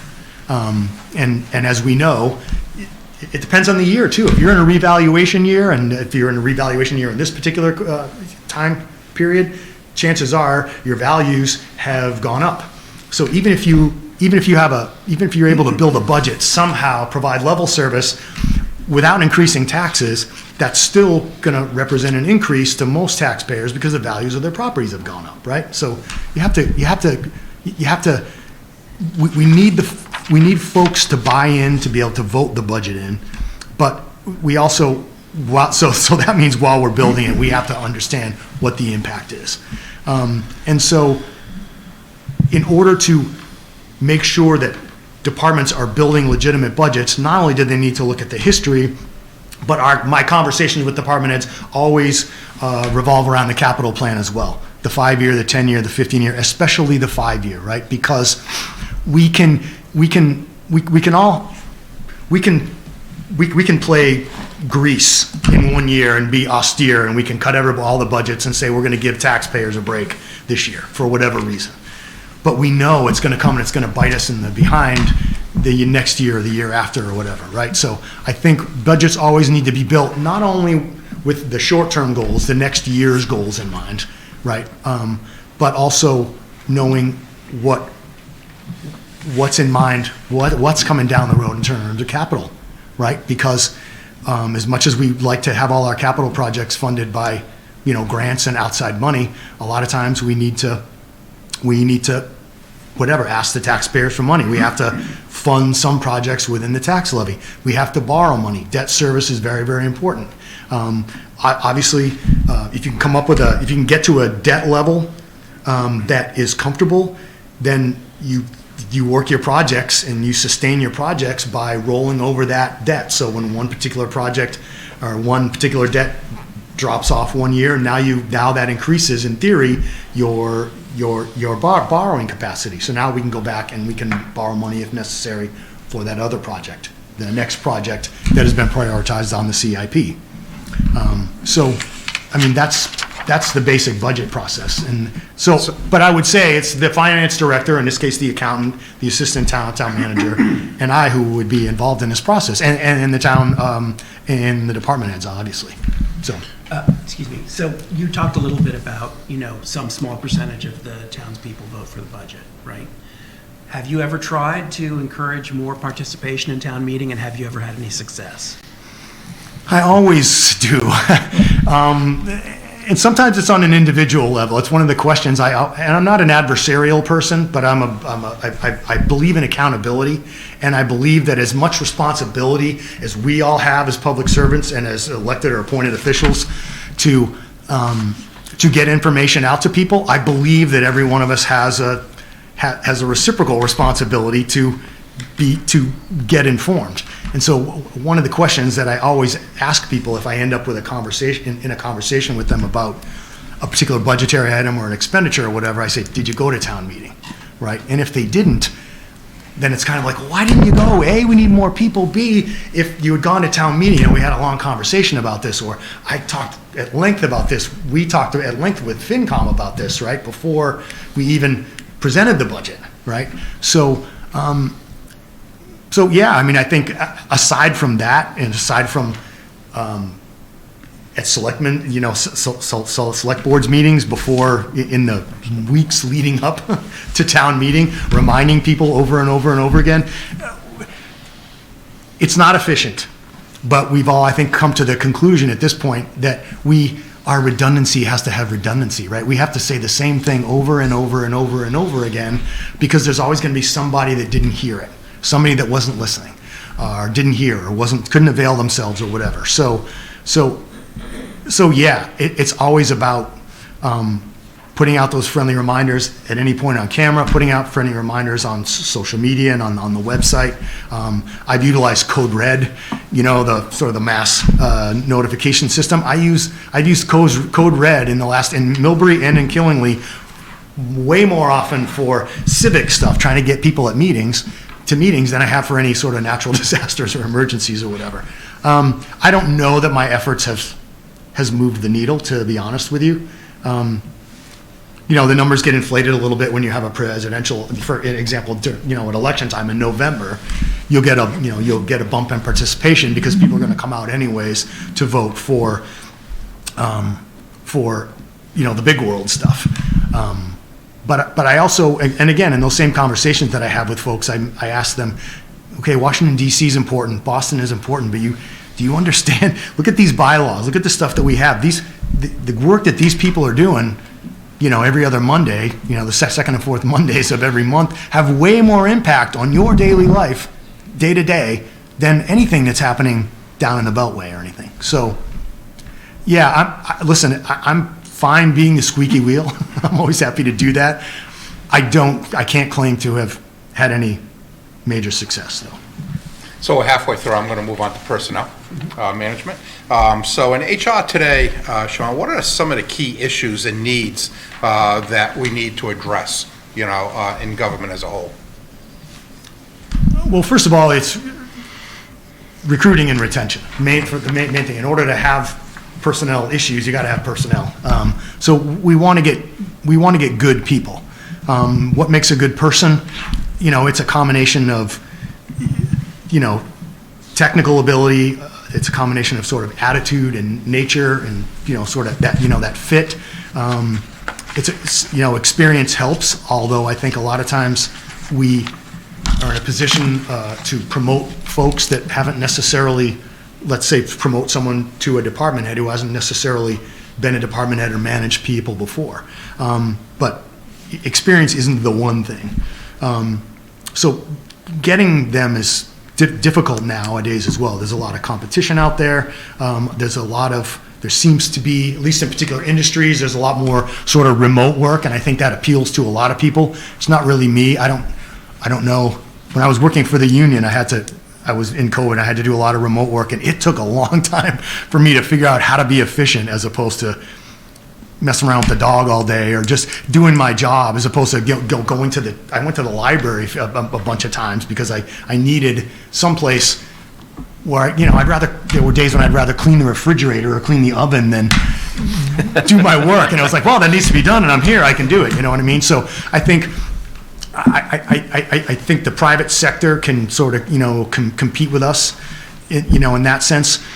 But let's assume that we get the people. Now we have to keep them, and keeping them is about engaging them, and engaging them is about identifying, and again, making sure that they know their job, as I mentioned before, making sure they know how important they are and what their role is within the bigger mission that we have, and also we have to spend time with them and identify the things that they're good at, the things that they are interested in. Because if we can leverage something that a particular employee is good at and that they're interested in, if that's somehow, we can somehow work that into their job, or that can somehow benefit their job, that's a great retention tool, right?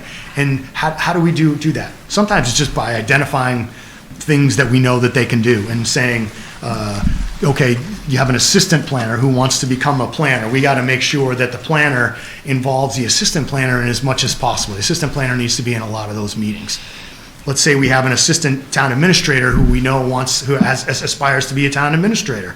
Then it's my job as the town administrator to sort of know that and make sure that the ATA gets exposure to a lot of these things, so that, because we want to develop people. The downside is, as we develop people, we run the risk of losing them. but we can't not develop people because we're afraid of losing them. We have to develop them because we have a better chance of retaining them. Maybe we're going to lose them, but we have a better chance of retaining them. We have a better chance of them being invested in their jobs because they know that we're paying attention and that we care about them. So, and being able to not just identify those skills that they may have or those places that they want to go, it's finding a way to see if we can facilitate them getting there. Some of those things cost money, some of those things don't. A lot of times it's, as I mentioned before, it's just kind of exposure. But if there's ever a way to make sure that we cast the net as wide as possible and make sure that we're including folks that we know are interested in maybe a particular project or have a particular area of expertise, those are things we can do that don't cost anything, but I think they pay a lot of dividends with employees. So I think recruiting and tension are the largest things. And outside of that, I think just, the post-COVID work world is kind of strange. We're not going to be an exclusively remote work community. It's not, the services that we provide cannot be provided, remotely. And a lot of people don't want them to be provided remotely. They want to walk into town hall. Some people, it doesn't matter how many drop boxes we put, how many windows we have, or how many online portals we have. Some people want to come and they want to pay their taxes at the window. They want to hand the stuff to the collector, right? So, I think, but we do need to pay attention to folks. And make sure that kind of everyone's doing okay. EAP, the importance of the EAP program, I think was really, really accentuated during COVID because we encountered a lot of mental health issues that we hadn't really seen before. And that's not something that I think the world in general, the municipal world or even the regular world, management was really prepared to deal with, was folks struggling with balancing work and home, or how am I going to do my job and how am I going to provide for my family at the same time. So I think we have the duty to kind of pay more attention to our employees now in a way that we didn't necessarily before, and not just assume that people are just going to show up to work and everything's going to be fine, because people can and will find a place that either values them or provides them an opportunity not just to work and to make money and provide for their families, but to also be a human being and to live, a life outside of work. So how do you encourage teamwork in a workplace? Again, it comes down to communication. My department head meetings, I always have a list of information that I want to get out to the department heads for sure, but I always allow each department head 3 to 5 minutes to kind of talk about what's going on in their department. Now, if you ask the police chief if he loves listening about what's going on in the library or at the senior center or the treasurer collector's office or whatever, no, not necessarily, but it does give every manager, every department head an idea of what's going on in other parts of the town government. And inevitably, there is a time when the library director will say, well, we're struggling with, we got a lot of kids coming in at 3:30 in the afternoon. We get this group of 10 or 12 kids and we're feeling a little overwhelmed because there's only 2 of us on the floor or something like that. Well, maybe that's something that certainly I can maybe help with, but maybe that's something that the PD can help with as well, right? And okay, we're going to add the library maybe into our afternoon rounds so that, Officer Smith comes down and just kind of walks around the library and says, hey, everybody, how's everybody doing? Not to, but this is a way where I think everybody can work together. And again, if we've had these prior conversations, if everyone knows their job and everyone knows how their spoke on the wheel interacts with everyone else's and what the hub is, the mission that we're all going towards, then I think it becomes, you don't have to say, I don't have to explain why I need the police chief to hear about what's going on at the library. I think people get it, they understand. And so, and I think it's one of the conversations that I have during the budget process as well is, listen, we know education's expensive. We know that law enforcement is expensive. We know the public safety is expensive. It doesn't mean that some of these other departments, just because, aren't important. The library is important. It may not cost as much to run a library as it does to run a police department. But if you don't have a library, if you don't have a senior center, if you don't have those other things, then you don't have Littleton, because you don't have those things because you take away. If every town just provided the services that were statutorily required to provide, then every town would sort of really look the same, right? And so it's those other things that we spend money on that make Littleton the place that it is.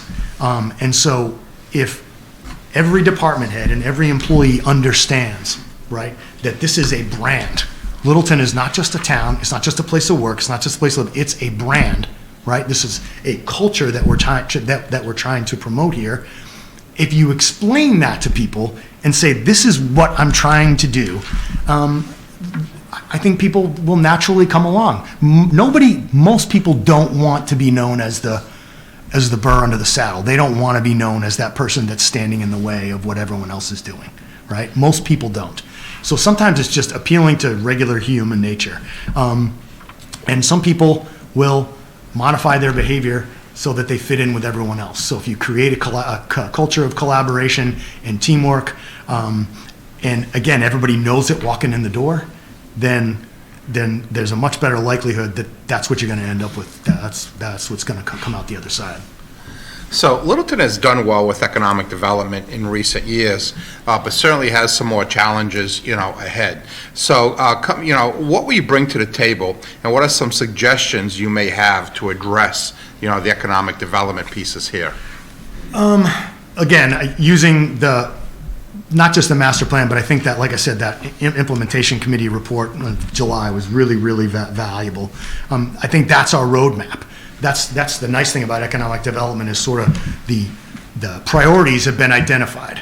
And how do we achieve them? That comes down to a combination of sustainable budgeting that we talked about. It comes down to having a capital improvement plan, not just a 5-year plan, but a 10 or 15-year plan or whatever that is prioritized, not just a list of stuff that we want to do, but we have to have a list that is prioritized, and we have to have, along with that, there's got to be another column there that says this is our recommended or our proposed or suggested or our envisioned funding source. And we know that a lot of the things that we want to do, use the sewer project, for example, Littleton Common. Unfortunately, MassWorks, right? It's a great grant program. There's a lot of money there. It's very, very competitive, though, right? So as an example, now we know we didn't get this particular MassWorks grant to be able to put this that particular project over the finish line. I think one of the things that we do is we go back and we look at that, and we talk to people and say, okay, what was ours missing? Was it simply a case of ours was a great project, but there were other ones that were prioritized higher than ours? How do we tell a better story? So I've been involved with, I and my team I've built a high school, an elementary school, a fire station. So lots and lots of miles of roads paved, lots and lots of downtown revitalization, repaving sidewalks, repaving downtowns, putting in rain gardens, facade improvements, branding, that kind of thing. I think those are all things that we have to do. So have I written grants? Yes. Am I an expert grant writer? No. Have I benefited from, have the towns that I've worked in benefited from the fact that I've had good grant writers to work with? Absolutely. So I've been lucky to have staff that have been successful grant writers. In Killingly, I actually went so far as I hired a grant writer on a contingency basis. We lost our community development person who was the big grant writer, and in the short term, I hired someone who had worked in a municipality, and her incentive for doing the grants and doing a good job was that she would get paid a 10% or whatever of the grant award. Now, I don't know that that's a sustainable way to do business, but it helped us in the short term because it kept someone that was advocating for the town to be looking and identifying those particular grants that we could benefit from, and then we were throwing our hat in the ring for them. So I think, like I said, a combination of, budgeting with your capital needs and your economic development plans in place, there's just no substitute for that. As far as suggestions, I've never reinvented the wheel. One of the things that we did in Killingly is we had a business that was 2 doors down from town hall, and it had housed 4 businesses at one point in time, and over the course of like 15 or 20 years, the businesses kind of dropped off, and the condition of the building dropped off. The gentleman was behind on his taxes. The town we ended up, and I don't know where I got this idea. I think I was reading some, Marlboro years ago established, the city of Marlboro established its own basic economic development corporation, right?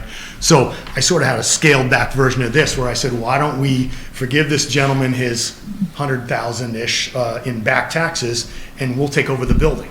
So now I don't believe that the town needs to be in a position of being a landlord necessarily or owning a lot of stuff and selling, but what it did enable us to do was, once the town had control of the building, we put together the RFP, and that allowed the town to have control over the nature of the business that ended up in the building, right? As opposed to just this gentleman maybe selling it off to someone who was, a bunch of small businesses or fly-by-nights or whatever, weren't going to land there. So, I think I've gotten a lot of my ideas collaborating sort of with other towns. We had this conversation last week. Economic development isn't just Littleton's concern, because Littleton's success has an impact and is impacted by the success of other towns as well. So I don't think we can ever overlook the regional aspect of economic development, because we don't exist in a vacuum. People drive through our town to get to other towns. They drive through other towns to get here. So there are lots of ideas out there, certainly in other towns, my counterparts in other towns. And, the planning commissions are great as well. They often have, may make you aware of resources. They certainly know what's going on in terms of grants, TIP projects, the TIP program, that kind of thing. And then I think the Chamber of Commerce can be a valuable resource as well, especially when it comes to sort of regional economic development. We've got about 15 minutes left, so I want to make sure we're going to address, any questions the board may have before running out of time. So I want to see if there's anything. I'll continue with the questions here, but. Did you? Sure. Go ahead. Yeah. So when we were talking about communication and how you would approach that with the town hall employees, you mentioned both things like department head meetings and also, understanding, to paraphrase, what makes an employee tick and meeting that, meeting their goals, which is an interesting mix of the personal and the process. How do you envision process being part of your approach to being a town administrator here? In regards to just communication itself? Yeah, personally, how does process play a role in your approach to management? Well, process is important in the sense that I have a clearly defined, job. Mm-hmm. You have a fairly clearly defined job, right? So the process oftentimes is outlined for us by the bylaws. Mm-hmm. Whether or not there needs to be an actual formal written process, I think that's something that someone like me walking into town has to spend a little time and understand. Communication is a thing. How we communicate there are only, again, so many spokes on that wheel. So I'm going to make sure that my bi-monthly, town administrator's report to the board, I'm going to make sure every employee sees that and gets that, whether it's email or whatever it is. I'm going to make sure everybody knows what's going on. I think I value process, but I'm not sure the context that you're asking the question in, I guess, right? We need to have written policies. I would say, some people come in and say, for me, communication, I would want to do, you mentioned, for example, the town administrator's report goes out to everybody. Mm-hmm. I would always want to hold department meetings, department head meetings, monthly or, et cetera. Other people would say, it's all about the people. Everybody has a mix. I'm just curious where, how your management style falls. on either side of that? My management style is very personal. I would say I've gotten to a point where I'm happy or content, I think, in terms of my employee relations, when I can sort of go into just about any department in town, and I can have, I think I mentioned this last week, I can have a 90-second or 2-minute conversation with just about anybody in there. Hey, how are the kids? How's the dog? You know, was it broke its leg last week or something like that, right? So I oftentimes will, I'm inclined to get up and walk down the hall to talk to someone, or walk across the parking lot to talk to the library director or something, as opposed to just picking up the phone and calling. I like to go and meet people in their world whenever possible. I don't like the perception of the town administrator or the town manager sort of summoning people to their office and saying, come and see me, because I view my coworkers, as colleagues. Now, we all know there's a pecking order and there's subordinates and superiors and all, but when it comes right down to it, we all have our jobs to do, and my job isn't necessarily more important than anybody else's, as I mentioned before. So I like to have as much face-to-face and as much conversation with people as I can, but at some point, things like the town administrator's report, things like what happened at town meeting, right? These bylaws were updated, 48 didn't pass, whatever happened, right? These are things that folks need to know. Those might be things that need to be written down, right? So I think it's a combination of making sure that things get written down. Typically, we create policies and we write stuff down and create a process when there's been a problem, right? So I have a lot of regard for the administrations that have come before me, and I like to really get an idea of the lay of the land before I would come in and say, okay, we got to change this, or we need to write this down. But the starting point for all that is face-to-face conversations. So the same conversations, whatever. The idea of having conversations with each one of you, that spills over to every other employee that I'm going to work with. Thank you. How would you develop relationships with the citizens and become part of the community? You got to show up, right? I mean, first of all, it needs to get out that there's sort of an open door policy, that the public is welcome in town buildings, and that we want to hear from folks. But sometimes it's just showing up. It's these events in town. I think whether it's an event that's happening in town, and some towns do, apple festivals of lights around Christmas. They run 5Ks. They do all kinds of events. I think a town administrator needs to show up, needs to be visible.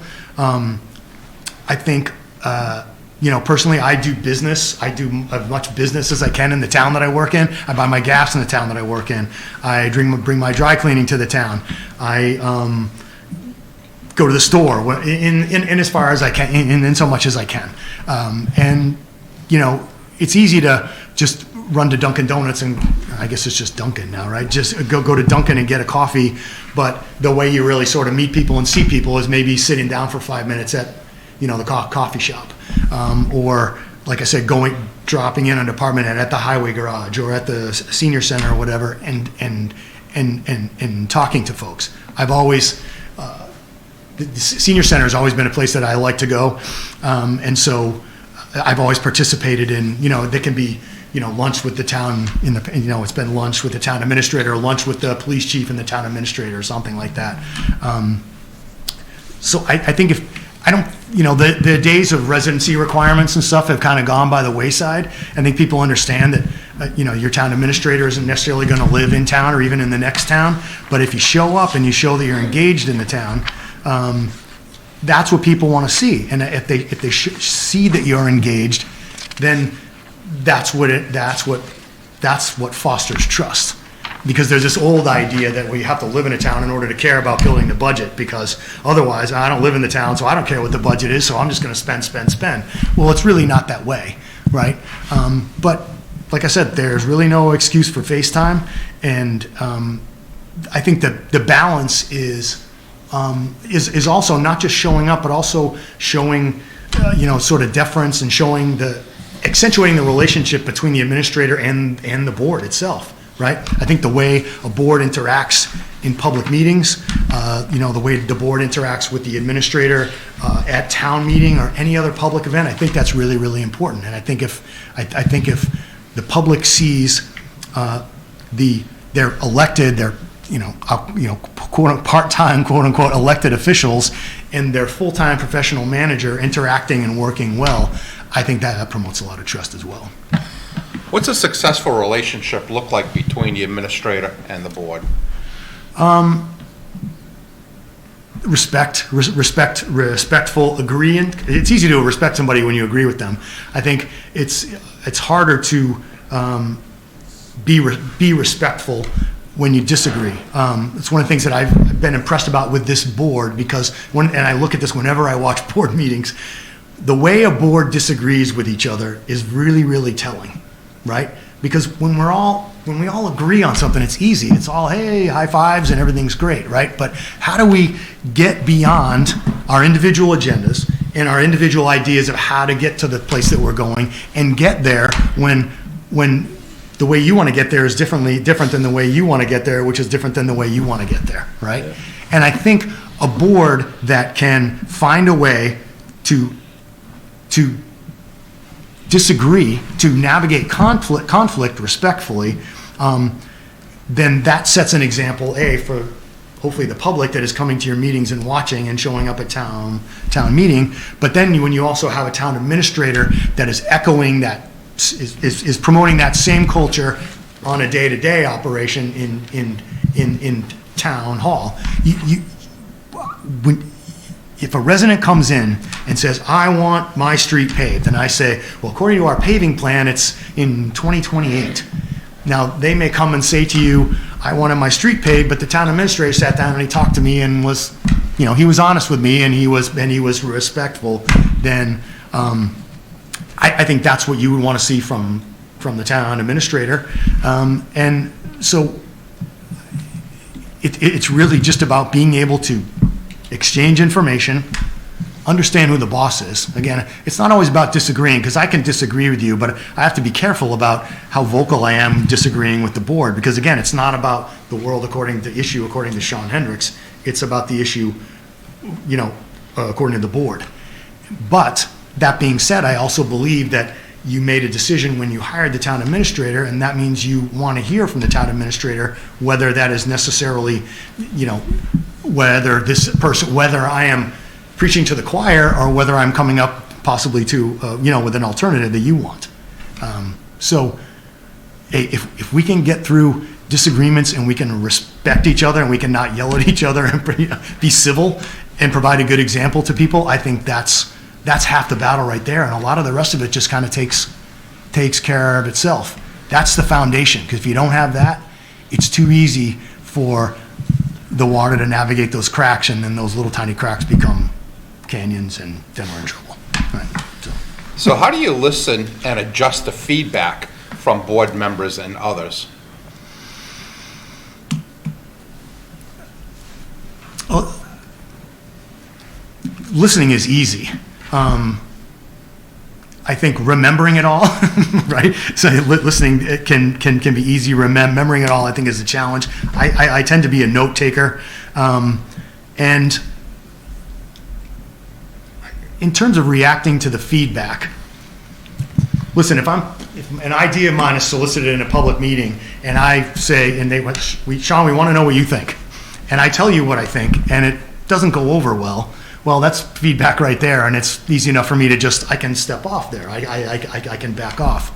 But I think the individual conversations that we have when we're not on camera, right, that can sort of help me navigate as well. Because one of the things that if the board is either disagreeing or there is this general disagreement about how to accomplish a particular mission, that's a conversation that has to be had, right? And if we can't articulate the discussion on camera, as a group, we need to articulate the discussion individually. So it's my job to always sort of be, on the one hand, it's almost like I'm always going saying, hey boss, how'd I do, kind of thing, which nobody sort of likes to do, but by the same token, boards have varying abilities, varying levels of success in conveying their level of satisfaction or dissatisfaction on a particular issue to the administrator. So that means it's my job to make sure to ask you and say, did this go the way you wanted it to go? Did you want to see something different? I brought up this idea, you didn't seem to be too keen on it. What's behind that? So feedback is easy. Listen, again, it's once you know that I know that it's not about my world, it's about you, it's about me trying to make your vision happen, then feedback should be really, really easy, because at that point, all I'm going to be doing is doing my best to make what you want to happen. But if my best isn't good enough, or it's being focused in the wrong direction, I got to get that back from you. You're not always going to give it to me, or just give it to me unsolicited, so sometimes I got to ask for it. And I'm totally happy doing that. It's not, I expect to be criticized. So we're at our time. I just want to make sure the board has, or I've addressed and you've addressed the questions you have, of Sean at this point. So if we have, this is an opportunity for a closing statement for you, Sean, at this point to the board. I really appreciate the time. I'm really looking forward to this. I'm trying to be optimistic. It's a very competitive environment. I enjoyed our individual discussions. Like I said, I think small small ag mill towns are my niche, but towns that want to move forward. Like I said, the way the board conducts itself is, it's an environment that I think I can work in, that I want to be part of. I think we've all had our fill of toxic environments over the last few years, right? And so, I'm going to be working for a long time. I've still got a lot of years left in this job, and I'd like to spend those years working here. I think it'd be a good fit. So I appreciate your consideration. I appreciate all the hard work that you do, and I don't envy your decision. But I think you're going to be well situated, whoever you choose. But I hope that I've established some sort of. I hope I've established the idea here that we can work together. And not for nothing, but I'm currently in transition, so I don't need. I don't need 30 to 60 days to give anybody notice. So I'm ready to go when you're ready to go. So I appreciate the time. Thank you. Thank you. Sean, thank you very much. As you know, they're finishing the process this evening. They'll have some deliberation once we're done with the interviews, and we'll be in contact with you very shortly. Okay. I owe you $1. I open up the water. Yeah. Absolutely. Thanks very much. Thank you. Nice to see you again. Thank you. Appreciate it. Good seeing you. Sean, take care. Have a good night. Thanks, you too. Board, wish another minute before we jump in to our Yeah, final. give us another. We have a 15-minute break if you want, or you can That's do all right, it let's do the quicker. same as last time, like Okay, 5. a couple of minutes, great.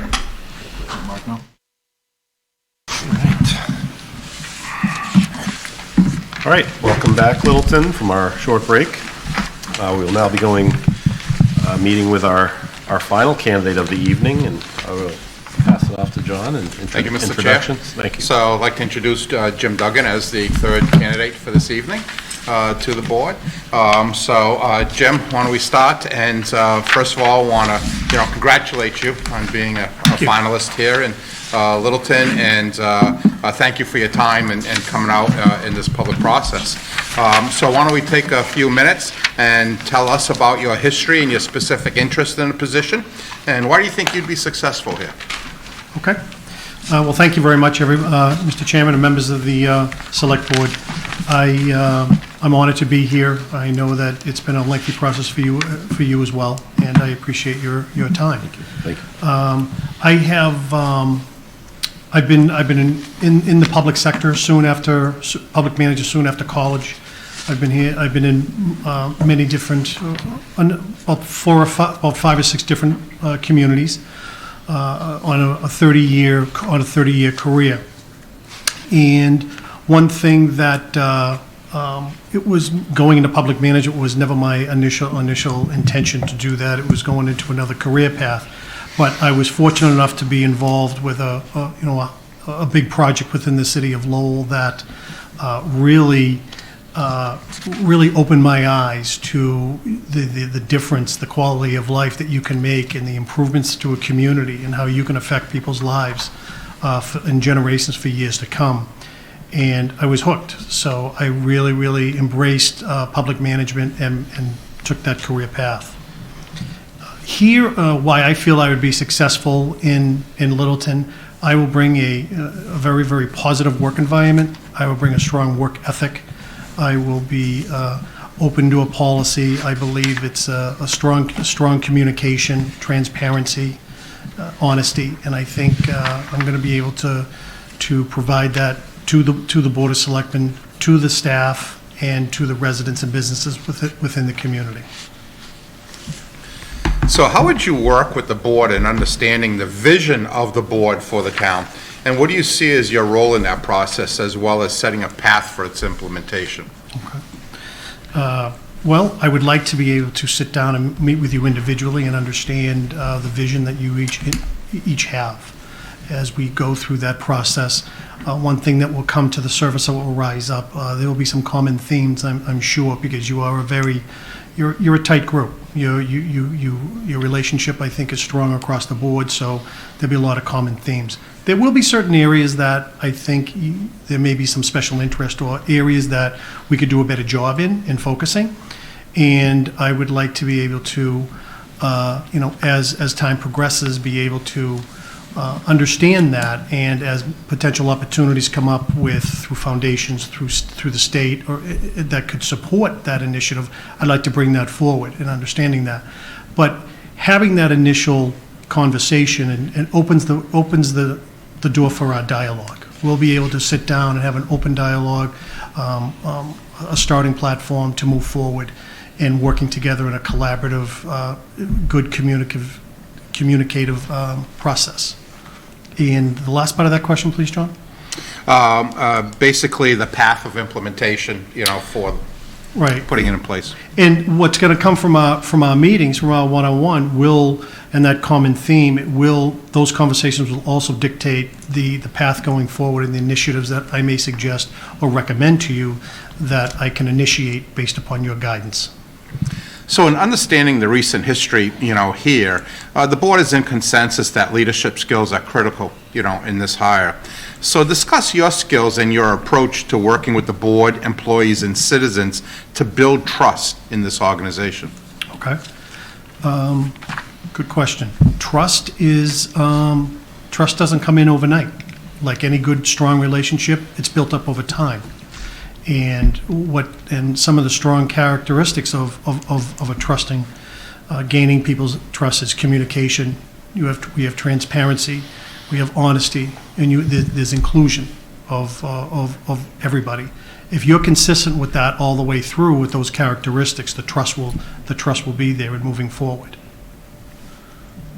So again, basically understanding the recent turnover in this position, what will be your approach to working with staff?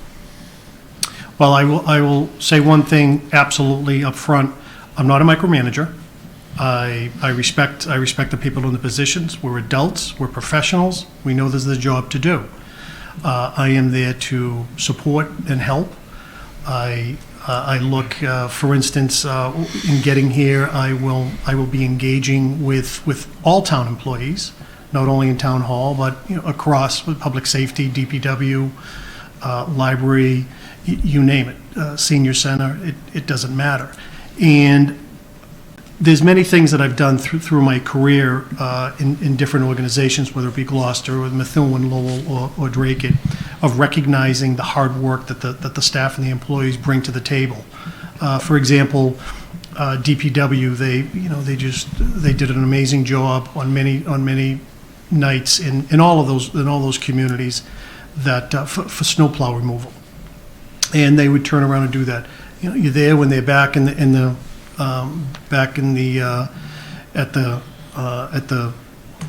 the building, and you turn around and you appreciate them. You thank them for their hard work. You take money out of my own pocket. I've bought them pizza. I've bought them lunch. I've recognized that. I make sure that I appreciate the employees. Have I had to have been a micromanager in the past? Occasionally, few and far between, but I have. And, but it's always worked out successful. So I look at that as a open door policy, mutual respect, honesty, and I'm there to support and help town staff. So coming to Littleton, what do you see as the opportunities and the challenges? Well, the last question that you just said, I think really looks at this question. Because I think the opportunity is because of the turnover question. I think one of the challenges is going to be able to come into the environment and let people feel comfortable. I have been in an environment where there is turnover, where there is micromanagement, and it's difficult. So the challenge for me coming in, because you already have a strong budget, a strong master plan, and a strong annual report. They're all very, very good roadmaps. But I think my challenge will be coming in and gaining that trust and reinforcing we are a team here to the town staff, and to exhibit that to also the residents and the businesses within the community.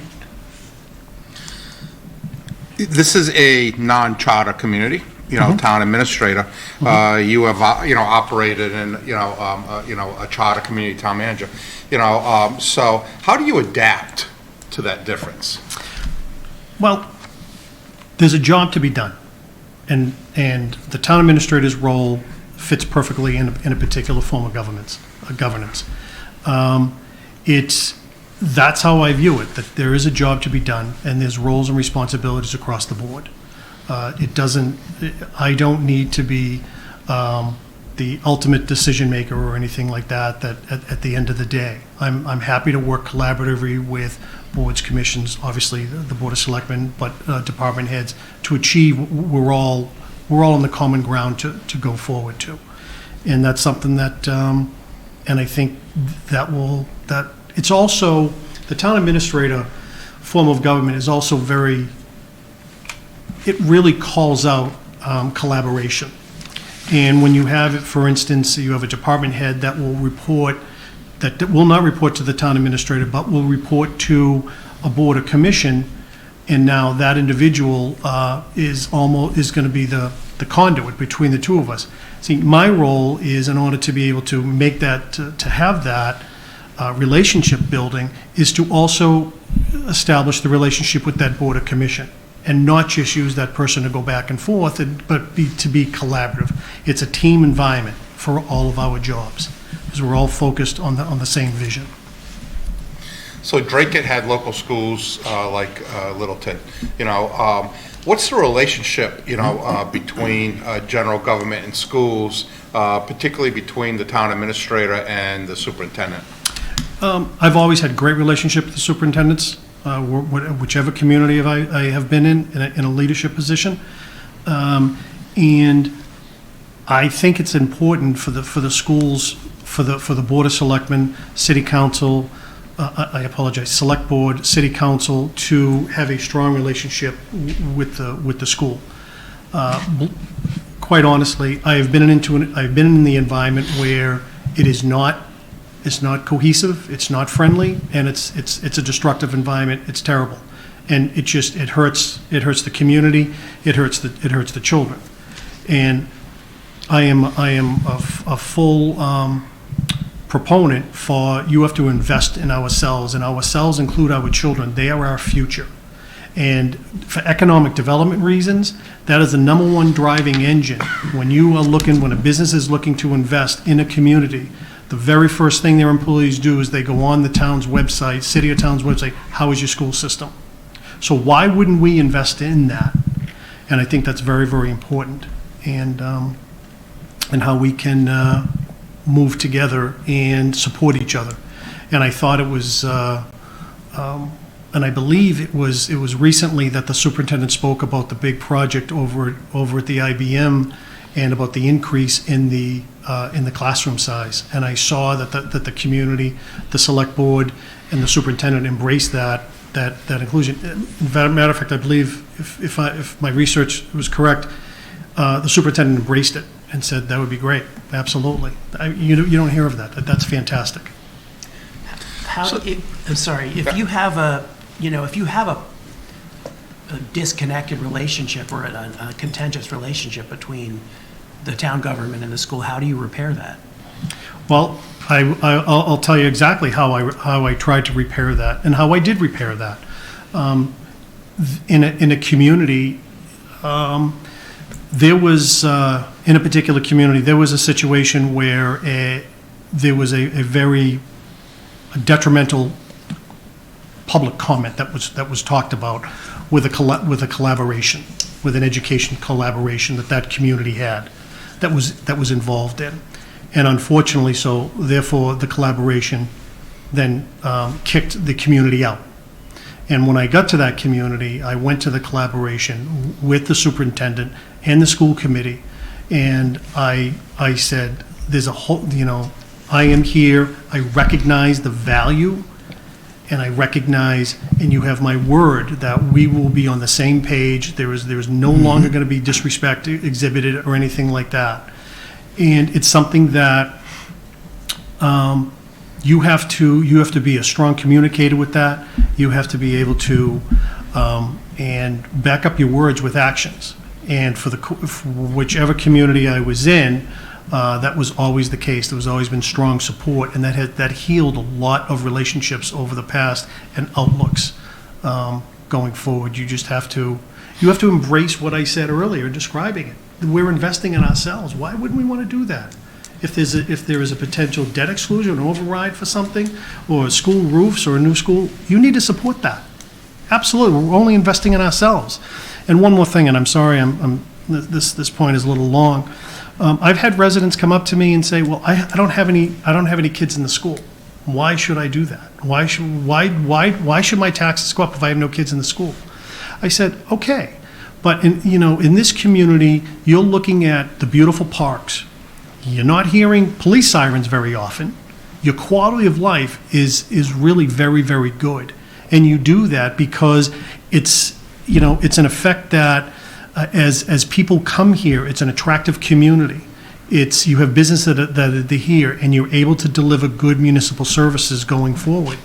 And it's something that your investment is into the entire community. It's not just for the schools. And people have okay, that makes sense. Thank you. Let's jump into the finance side of things, Jim. Okay. So why don't we talk about your role, in the financial process, the annual town budget process, and specifically your strategies for ensuring sustainability in an organization like this. I'll take you through the process, which I have done it over the years, and I'm amenable to any adjustments that you see forth. Clearly, I will establish the budget message that will go out to all the department heads when they submit their budgets. And they submit their budgets with that budget message. Whether it is give me your wish list, whether it is level services, level funding, but there is a clear budget message. I then, there's a deadline for the submissions. I will then sit down in a team effort with that department head, with the assistant town administrator, with HR and the CFO, and review line by line and have a conversation and look at the forecast of what he or she is requesting, where they are currently at that point in their budget for their existing line item, what was requested in the previous year. So there's going to be a pattern there, and understanding that. And then it's an open dialogue back and forth. The budget is presented, and the department heads are expected to live within their budgets. I have had experience in that for years in presenting the budgets with the team and answering any questions, supporting any increases, identifying some decreases and why that is the case. But I'm intimately involved from start to finish, and it's something that, and maintaining. My philosophy has always been, you want to live within your budgets, and we want to have conservative revenue estimates. We don't want to push the envelope at all. We want to be able to, in all the communities that I've been in, whether it be in Methuen, Drake, Gloucester, and move forward in that way. That way it's sustainable. And when you're reviewing the budgets with the department heads, you may identify an area that could be sensitive, that could be potential critical, in an area that, okay, that could be maybe not enough money. And then what we want to do there is, I will work with the assistant town administrator and the CFO to understand on a, whether it be a weekly or a bi-weekly basis, where are we on the spending? Where is it in the budget? And if need be, then we bring in that department head and say, okay, here's what's been going on with the spending, and we had this conversation however time ago, and so what do we need to do? What adjustments do we need to make, or what adjustments do you need to make? And then we have that conversation. And that maintains the sustainability as you continue to have oversight throughout the entire fiscal year. Why don't you discuss your experience with financial forecasting and reviewing financial policies? Financial forecasting and the policies. Well, I will tell you, there were two separate opportunities in a couple different communities. Once in Gloucester, where unfortunately it was a situation that it was a minus $3.8 million in free cash got there. And it's something that over the course of time, over the course of approximately a little over a year to a year and a half, there was a turnover to a positive free cash balance.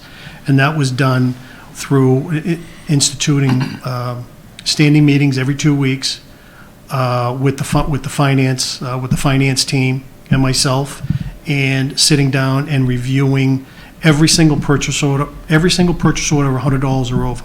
That policy was changed. And I also had, there was a percentage for a fund balance to keep in there for 60 days. In the event over the next 60 days, there came an unexpected expense or an emergency. So that money would always be there just in case. And so that turned around. And the Department of Revenue actually said it was the most impressive turnaround they have ever seen in a municipality. So you just, again, conservative revenue estimates, people live within their budget, and then also policies, hiring freeze, spending freeze, it got to that point for a few months also. So it was tough, but the team stuck together, and we stayed together, and we got through it, and at the end, it was great. Discuss your strategies relative to building a capital improvement plan, CIP, and maybe discuss a couple of projects you've been involved with over the years. Okay. Your CIP, your capital improvement plan, that's your roadmap. That's in place, and the time that is taken to be able to put that in place and to prioritize that and look at that and that spending is well done. I have absolutely been involved in the lead with putting together the capital improvement plans in going forward. Let's look at funding opportunities. So one of the things that you bring into that equation is when is debt falling off the schedule? You look at your debt schedule. So if there's debt falling off, you replenish that debt with new debt to move forward to be able for that capital improvement, that one-time expenditure. You also look at your balance of your free cash. You look at your end of year free cash before it falls to the bottom line. Is there anything on the capital improvement plan for a piece of equipment that we could capture and put there? It's something that I've had, and in regards to capital improvement projects. There's multiple ones. I will say, there was in the city of Gloucester, there was we were hit with DEP with a 19-day boil water order. Now, as you all know, Gloucester is a strong visitor-based economy, very strong. You have hotels, you have merchants that make majority of their funds during the summer months. And this happened in the middle of July to get this notification. 19 days. Every single day I dealt with the president of Gorton's Fishermen asking me, is this over yet? He spent $1 million in potable water for sanitizing all of his products after every single shift over the course of 19 days. It affected all the hotels, all the restaurants, all the taverns, you name it, and homeowners. Then you're talking about pets and animals. So here you are. What we had to do is as a team, we moved forward and we had to replace, I can't tell you how many hundreds or thousands of linear feet of 100-year-old cast iron piping that went through the city. In addition to that, we had to replace 3 water treatment plants and and just modernize them. That was about $70 million worth of stuff. That was 40 months worth of work that was done in 12. But the 19-day boil water audit got us out of it, and then we had to get creative with financing. We had to go out and in 2009, and we were able to get a large bulk of that expense through President Obama's America Recovery Act for those funds, and the rest went on the water and sewer rate users. We have that. There was a creative thing in Gloucester with Newell Stadium on financing and capital improvement there with rehabbing the dilapidated stadium. And what happened there was it was a $4 million fix for a brand new turf field, new stands, and everything. It was just everything all together. So the team devised a plan to get creative with the financing, and that would be towards the city put in $2 million. $1 million would be done through direct fundraising, which was fantastic how it was done. Very impressed how it was done. And the last was something creative. We were able to have we sold the naming rights to the stadium, and New Balance purchased the naming rights. And it's the New Balance track and field at Newell Stadium. They still were respectful from the family that it was originally named for, with Newell, and that was fantastic. I have been at the front and center of new firehouses, of new schools, of roofs for schools, the tail end of a new town hall. So I'm very, very familiar with the impact of evaluating a CIP and moving forward through multiple communities with a number of different projects. So switching gears, HR today, what are some of the key issues and needs that we need to address in local government? Well, really, the strong stuff that's going around, and which is long overdue: diversity, equity, and inclusion. But one thing that is expanding into is belonging. It's one thing to be able to include someone and make an appointment of to a minority with into a board or commission or something like that. It's having them feel engaged and belonging, and including them and engaging with them. That is huge. Another big thing with HR that is employee retention. We want to retain our good employees. You want to have that relationship, and you want to be able to promote and support the tools that they need necessary to blossom at their position. If they're successful at their position, their department is, the town is, the select board is, the residents and the businesses. It is a domino effect in a good way that everyone is able to work out from that. It's also attraction. That same thing is also looked at as attraction.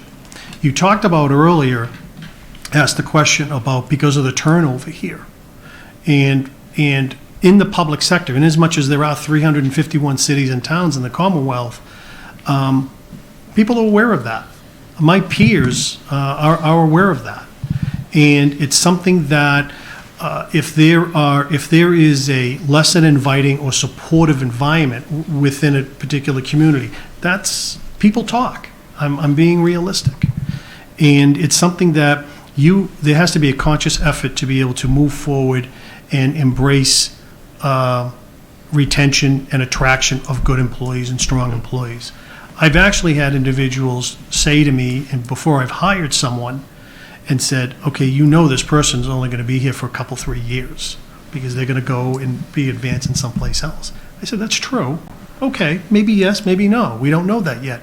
But for the 2 or 3 years, this individual has the tools and has everything that we need that's going to help our community. And we're going to take advantage of that.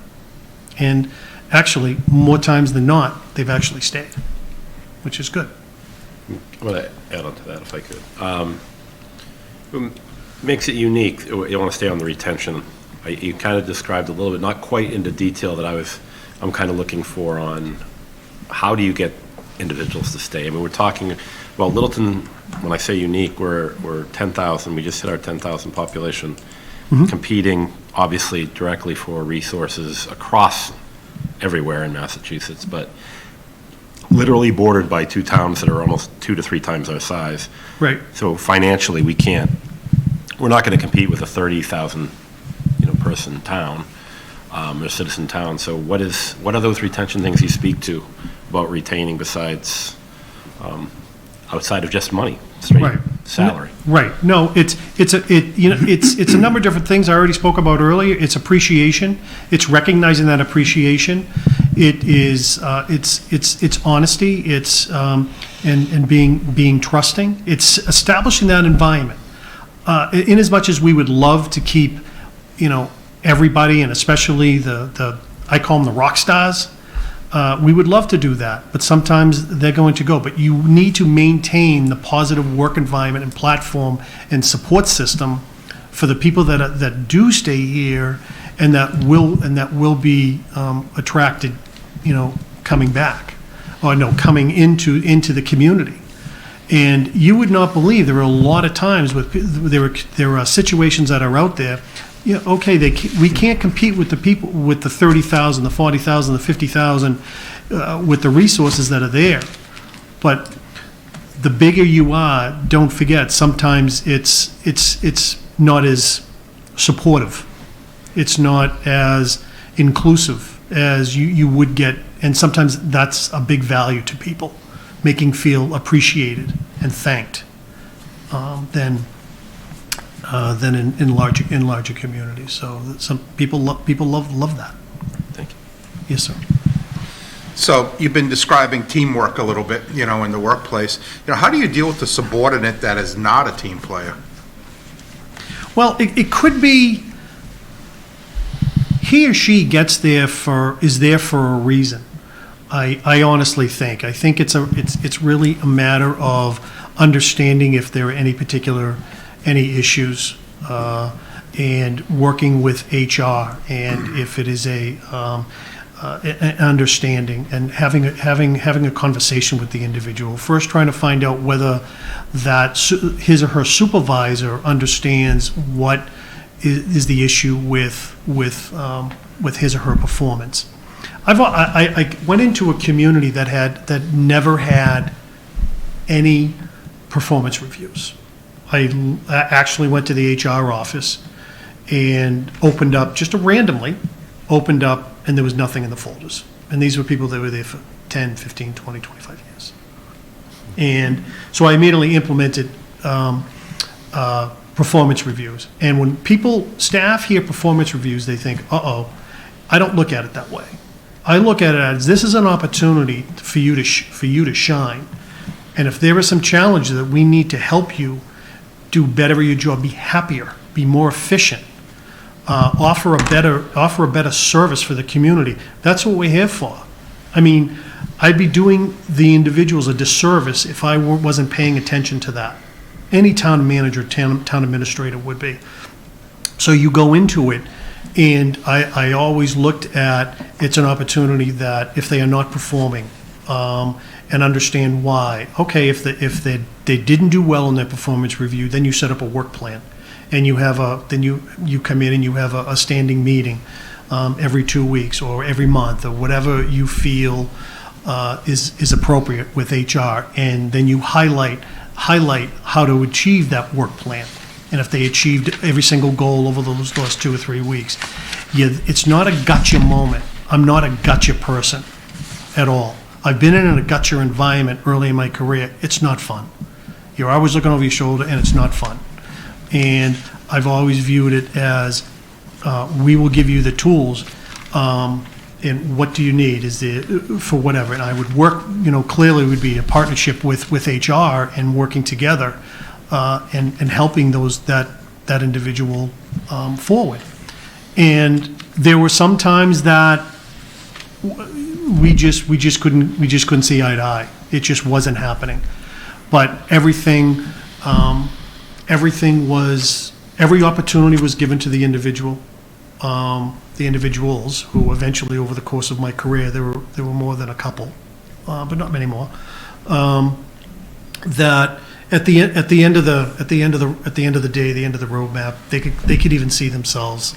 Yeah, okay, you're right. I understand. I've got to move on, and it's not something I take lightly. I really don't. I don't like to take someone's cost of living way of life away from them. What are 3 important qualities you seek when hiring an employee? Adapting to new ways, to more efficient ways, looking at experience. I would look at attitude. I think it's something that I would like to be able to see their use with technology, and their willingness to adapt and move forward on that. Integrity is a lot. Again, I know I said earlier, as much as there's all these communities in the Commonwealth of Massachusetts, we all talk to each other. I mean, I went to Burlington to see John about his IT stuff because he had a crackerjack IT system that was set up there. We all talk it, so we all understand and have a good sense of the quality of people that we're looking for. And I think what I just said is a big part of it. So moving to economic development, Littleton has done quite well with economic development in recent years, but it has some more challenges ahead. What will you bring to the table, and what are some suggestions you may have to address the economic development situation moving forward here?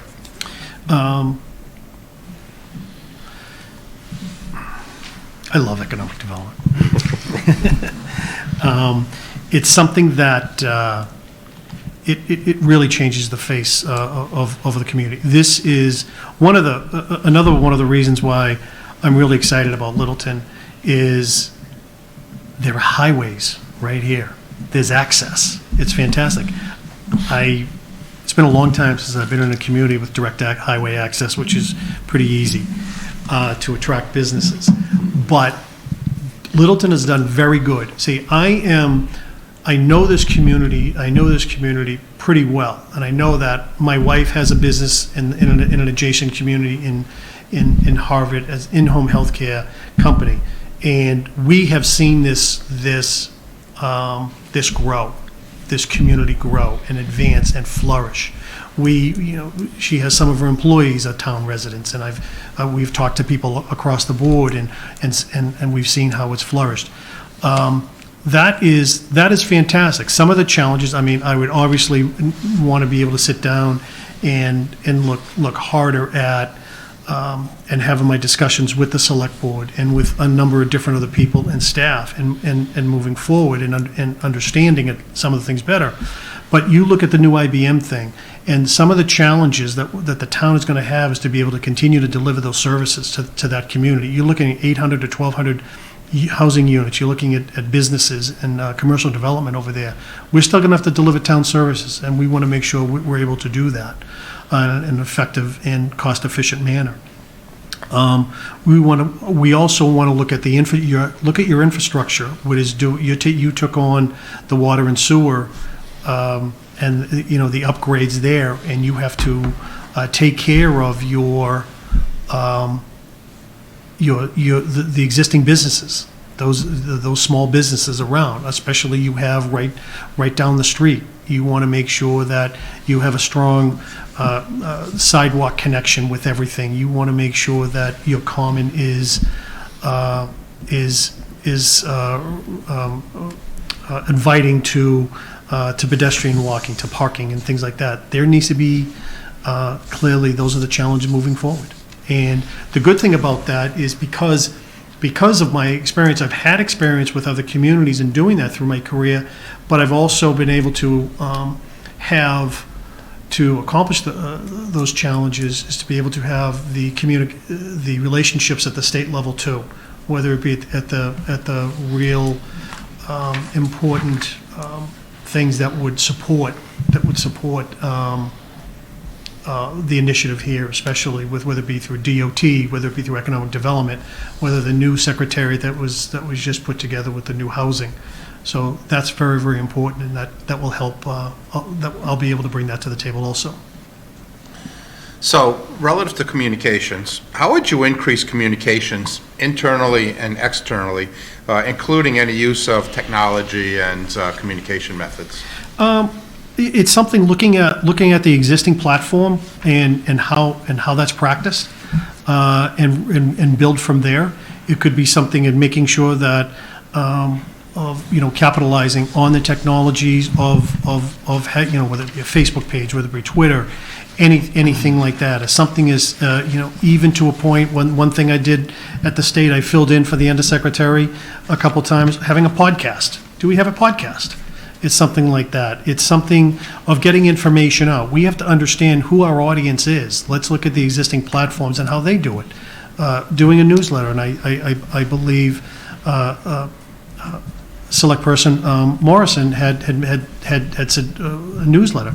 Great, fantastic. If that's something that would hit our targeted audience all the way around, absolutely. I would completely explore advancing in all forms of social media and communications. How would you strive to develop relationships with citizens and become part of the community here?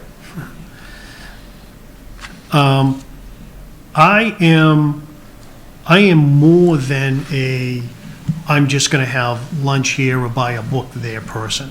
I'm going to go in and I'm going to talk to the business people. I'm going to be engaging. I am going to go to organizations. I'll go to different meetings that organizations may have. Your boards and commissions, whatever they are out there, whether I have any involvement or not, doesn't matter, because I want to be engaged and involved throughout the community. My wife and I have talked seriously about this, and we would absolutely consider moving here. We would move here because it's important to be able to sit here, and if there is a policy established by the select board that needs to be implemented, we only think it's maybe it's fitting that it's going to affect me also, because I'll be speaking right there. We would absolutely look hard at that. It's a beautiful community, and it's being engaging, being approachable, making yourself accessible. So I would, as a matter of fact, I was so engaging in the community, I volunteered to be on a dunk tank. And it's, that's what you have to be around the community. It's fantastic. So it's more than just eating lunch and buying a book. You need to talk to the people. And that's important.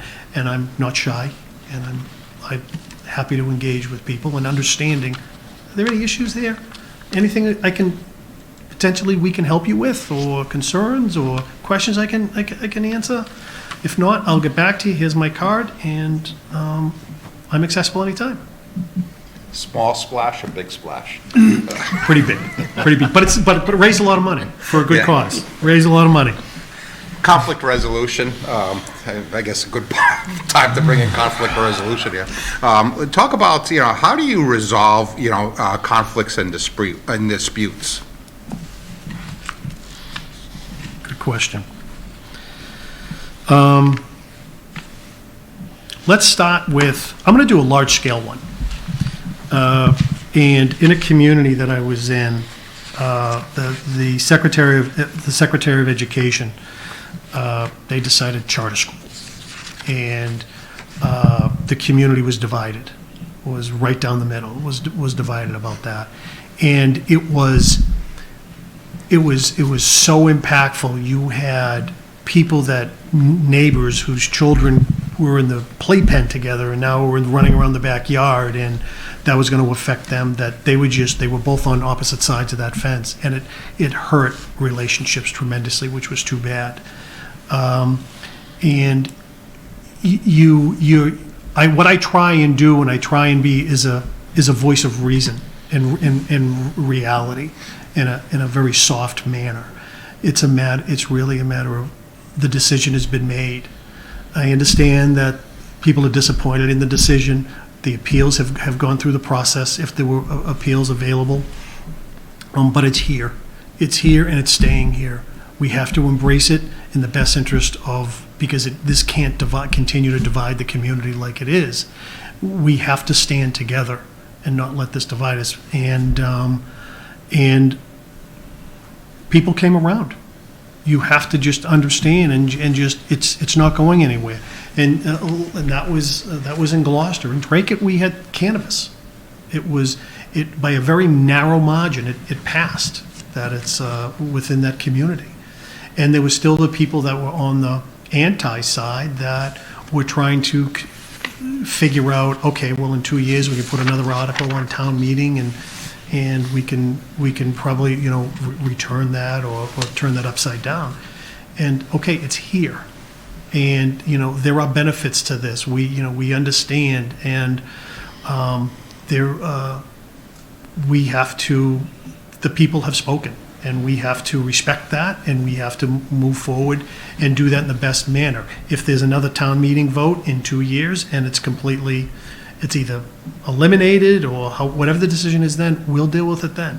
But we can't have this conflict. And then then when you look at smaller issues that I've dealt with in a community, when it's a subordinate and a staff member and a department head, that they are just, there's some strong conflict there. And it's a matter of sitting down and communicating and understanding the situation and trying to resolve it.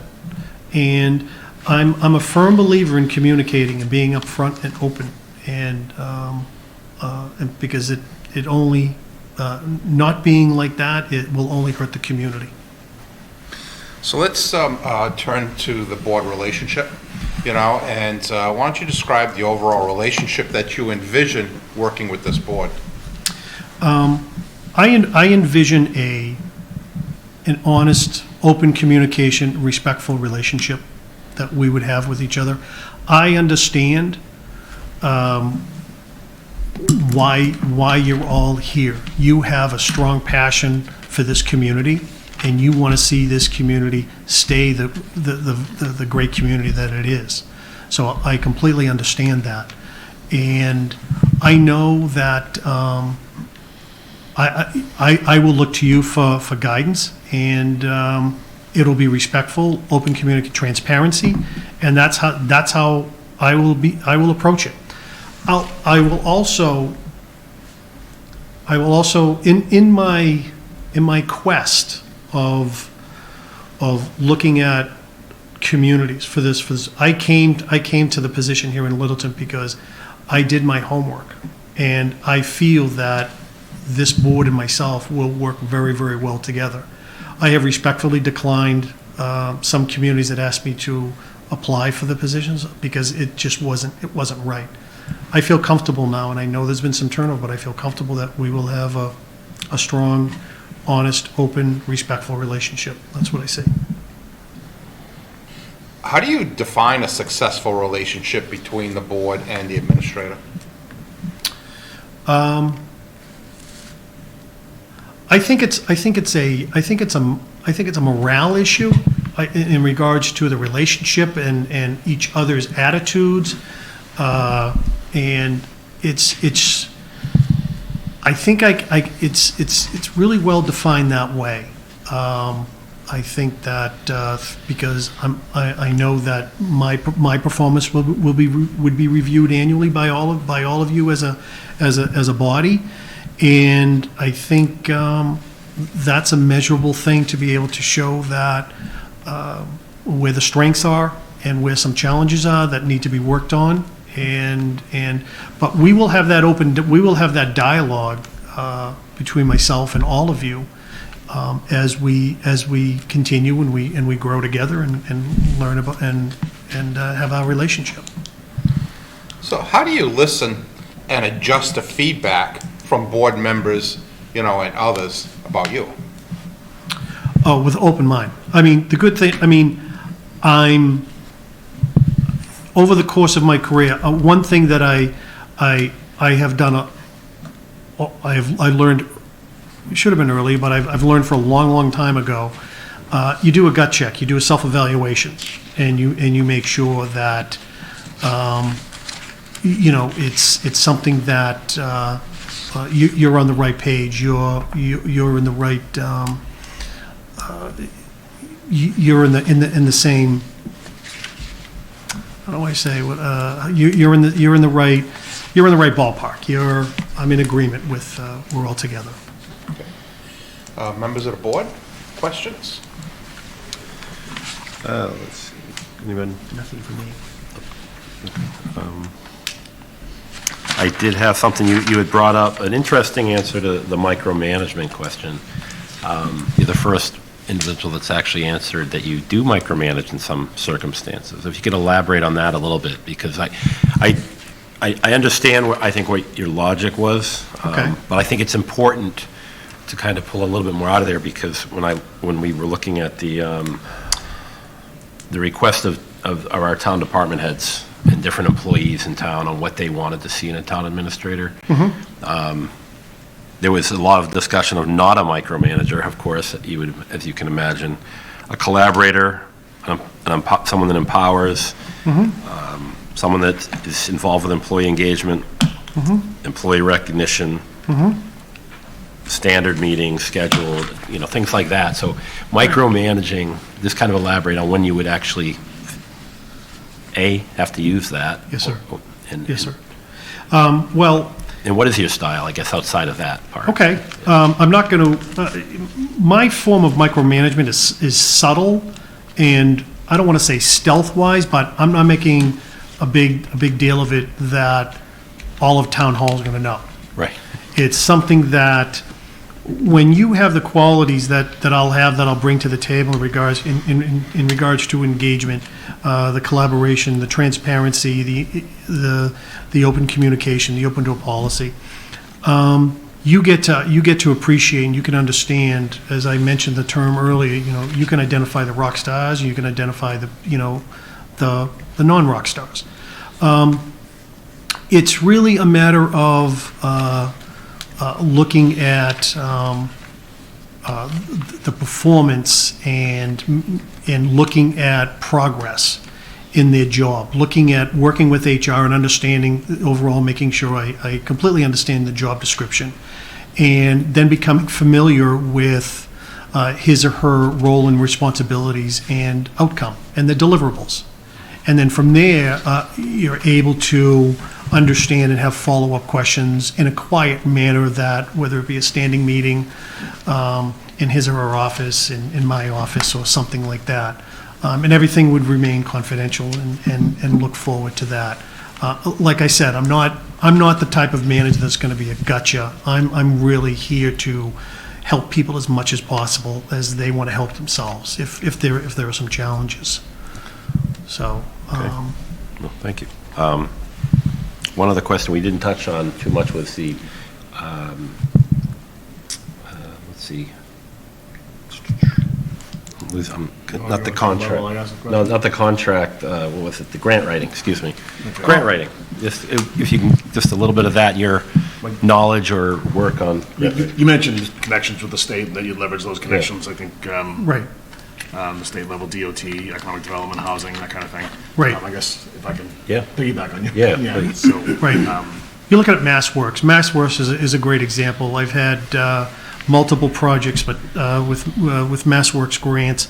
But two that come to mind is the infrastructure improvements done in Gloucester, or it may have been in Methuen. Well, there was one in Methuen, there was one, there was an infrastructure grant. It wasn't called MassWorks grants at the time, to build a loop that came in there.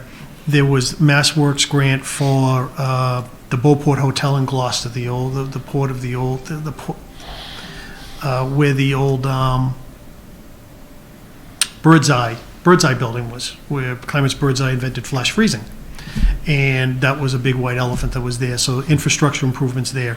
And then Drake it for a major intersection that was rated an F that supported major economic development investments of $20 million right at that corner. So I do have that experience, and also while I was in the city of Gloucester, I was the grants administrator. That was beyond CDBG and home funds, but it also expanded into other areas that I could do to support Gloucester there. Anyone? Okay, all set from the board? Okay, so Jim, we're at the end here, so I want to thank you for your time. This is an opportunity for you for a closing statement to the board. Thank you very much, John. Mr. Chairman and members of the Select Board, thank you very, very much again for this opportunity. I hope I've exhibited to you that I have I've got the maturity, I've got the experience, and I've got the proper disposition and attitude and style that I could be very, very beneficial for this community. And it's something that, as I had mentioned earlier, that there's a lot of communities out there, but it's fortunately I'm in a position where I have the ability to be selective, and I've made it that I want to be. I've selected Littleton. I am very familiar with like I said, with the community, and talking with residents and talking with past and current town employees. I just feel very, very good about here, and I have all of the tools necessary that will support your policy and your agendas moving forward in a open, respectful, transparent manner going forward. So Jim, we want to thank you for your time tonight and coming out. As you know, this will conclude the interviews here, and the board will enter a deliberative stage, for discussion. And you'll be notified as to, status shortly thereafter. Great. Okay? Thank you for your time. Thank you. Okay, Jim, Thank thank you. you. Jim.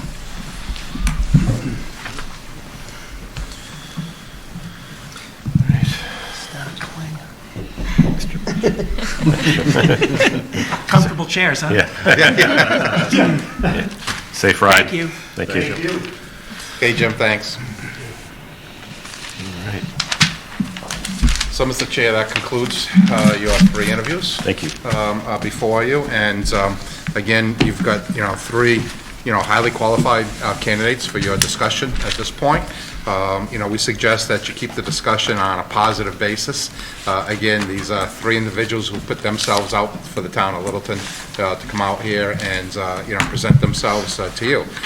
So I'm here to serve as a resource in any way, but certainly the discussion is now with the board as to how you proceed. Sure, and I would definitely emphasize the positivity of all 3 candidates, as obviously 2 that are not selected tonight will probably be up for town administration or town manager somewhere else, so it's important that we respect that. I was thinking, right out of the gate, it's difficult to really analyze 3 people, but I think we can kind of talk through the positives. But I would like to get, when we get down to really the hard discussion, let's get it down to 2.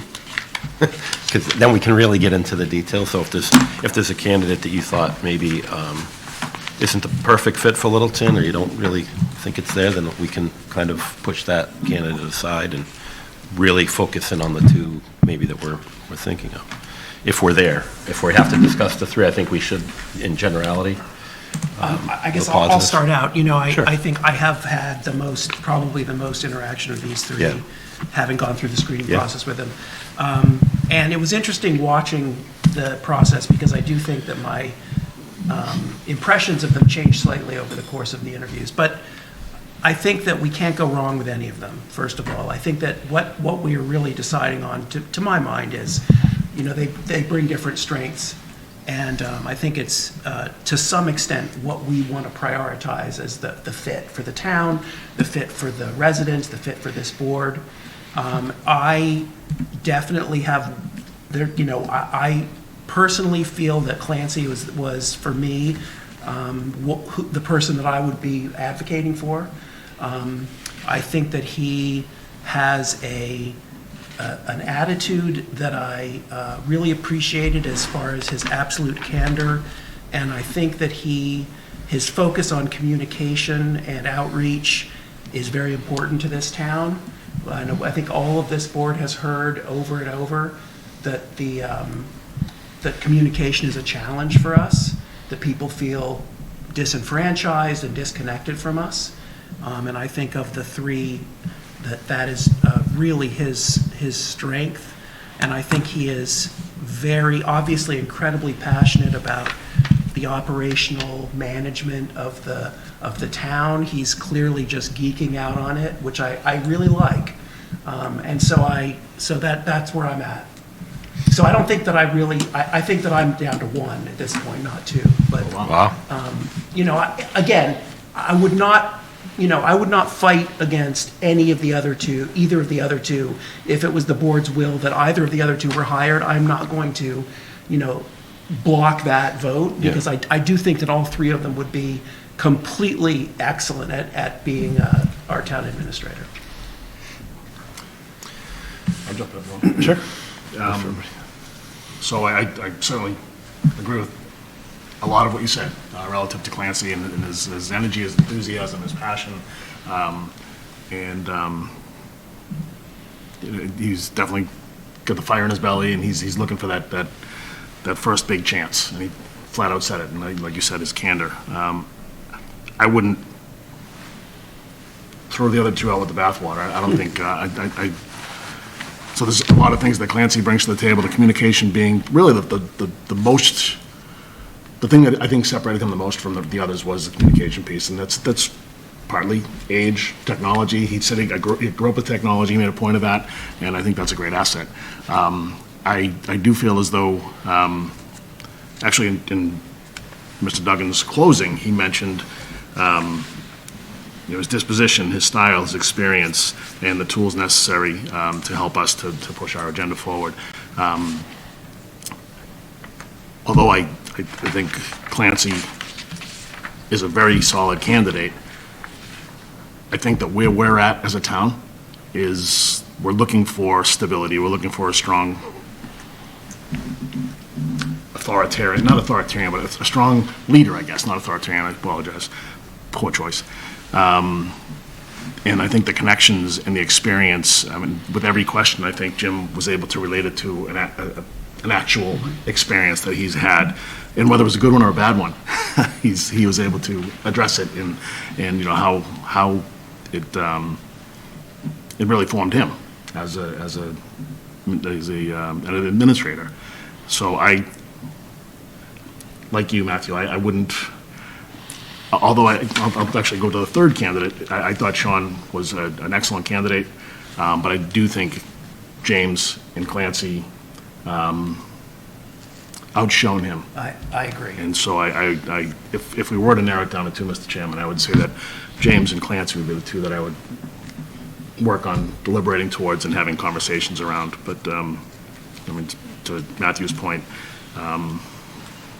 they all appreciate them all coming out and putting themselves out there, as John has said. And if I'm hedging one way or another, I would say it would be with Mr. Duggan, mostly because of the experience, the stature, the style. He was cool, calm. On the other hand, Clancy was a spitfire. I think that if Clancy worked for Jim, one of those rock stars that Jim refers to would be Clancy Main. Yeah. And I think you'd get the same thing if you talk to John Curran, who's the town manager in Bill Ricker, the former mayor of Woburn. He's got a lot of experience, and Clancy's been fortunate to work under John. So I think I'm leaning more towards the more experienced stature. I think that's what the town needs. I think that's what the employees need. I think that's what the residents need. And one of the things he focused on a lot was the businesses and the economic development and the connections to the businesses. And I think that's what the businesses need as well. Karen or Mark? I mean, I can go too if you want. So I will say that I'm leaning towards Clancy or Jim. I think we can't go wrong with any of the three. The way I view those two, Jim is steady, and you know exactly what you're going to get, and he's done it, and he's predictable. Clancy is vibrant, energetic, and I think the town could benefit greatly from that. I think the engagement from Clancy and the exuberance he exhibited today, and if he carries that through town hall and everything, at first I don't know how you maintain that, but presuming that he can, right? I mean, I think he lifts all boats, right? With that energy, and we would benefit greatly. So I definitely would be favoring those two, and I would be leaning towards Clancy. Do you want me to go, or do you want to? Yeah, I got Okay. it. I like to think things. So I will agree with you. I think all three candidates have a lot to offer. In our one-on-ones, I'm definitely not basing any of my decisions on this full event tonight. This is definitely important for the public to see. But some of our discussions that we had one-on-one with them and in the smaller groups, in the resume, and just kind of getting a feel, looking at the references and things like that. So I kind of broke it down to, I'm in the same as you, I think everyone that spoke to two, although you were more definitely leaning one, I think, between Jim and Clancy. I kind of, once I got to that point in my mind, I started writing out, the two on either side of a paper, and I was just looking at, under Clancy, I had familiarity with the town, energy, technology, social media. Dugan, Jim, I had experience, state connections, calm, organized demeanor. And I put down low risk. When I think of, when you have someone that's obviously been in government for 20 to 30 years, it's someone that's established and low risk. They have a style where I worry, I guess, about Clancy, it's a risk. I mean, they're all a risk. On the job training, yeah. But you're at a point where I've watched previous TAs jump from small towns or try to make that jump from ATA to TA, and when the buck stops here, it's a different animal. And I've just seen how it can really change the way a person can operate or function and be a good leader of our community. So if I have a worry about Clancy, it's I wish he had already been a town administrator or manager somewhere else to see what that pressure looks like when it's all on you and there's nowhere else to turn, and I duck under the bullets as they hit somebody else. That's a big deal to me. So there's a bigger risk there. In that, in my mind, is something that it's how much of a bigger risk? I think it's significant enough to scare me probably more towards Jim, just because his calm demeanor, his ability to work some of these large projects that we're looking at. It's more of a comfort level there, even though I can speak to how much I love the energy and obviously the social media, that communication piece that he really drove home. I worry a little bit about the not managing, being directly responsible for a pretty large staff and how I think Clancy would have to work a lot harder to gain respect right out of the gate. Having worked here before and having relationships, good or bad, as any of us know, if you've ever gone back to a job or you've been promoted within a job place yourself, people still think of you as this person. Now you've got to kind of put on a new, I'm the boss now.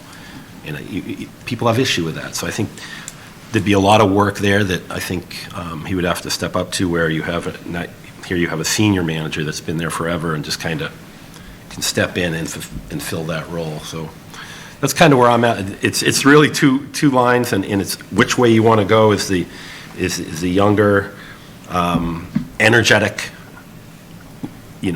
leader that's up and coming, or an individual that's been doing it a long time, been there, done that, been responsible for it, taken the punches, and survived my 20 to 30-year career. That's kind of where I'm looking at it. So it's really two very different looks for me. So Can I answer that? yeah, go ahead. So, yes, so I think,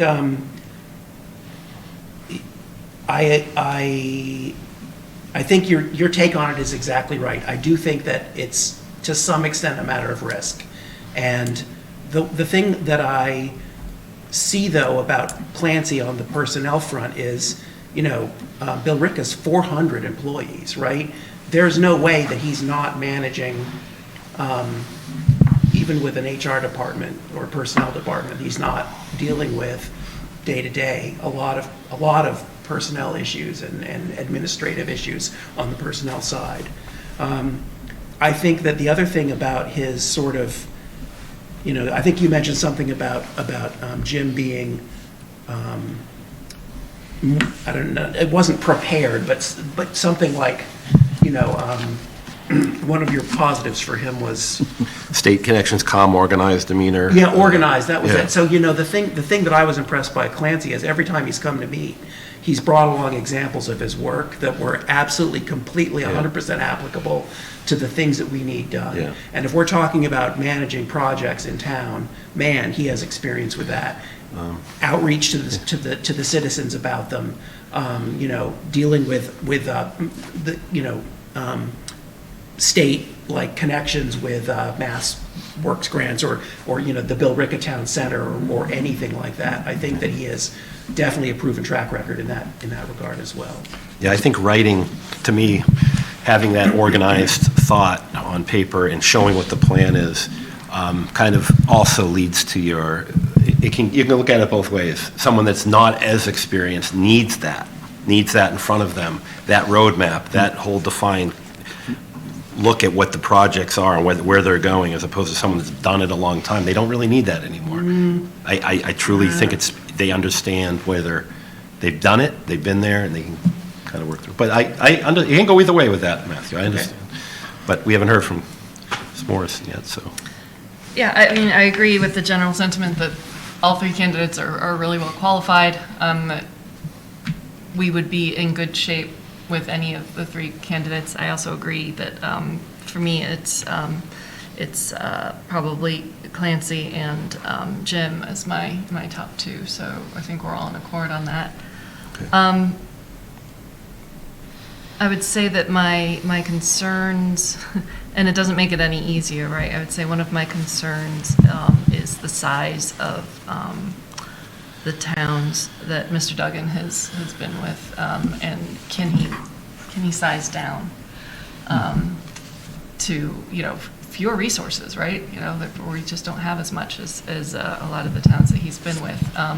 However, I think he has the experience and the knowledge and understands where we are, and I trust him to know whether whether that's an attractive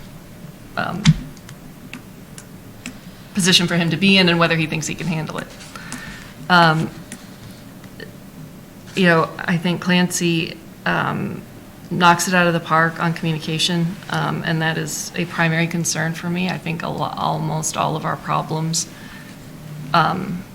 our challenges that we're facing right now stem from one form of communication failure or another.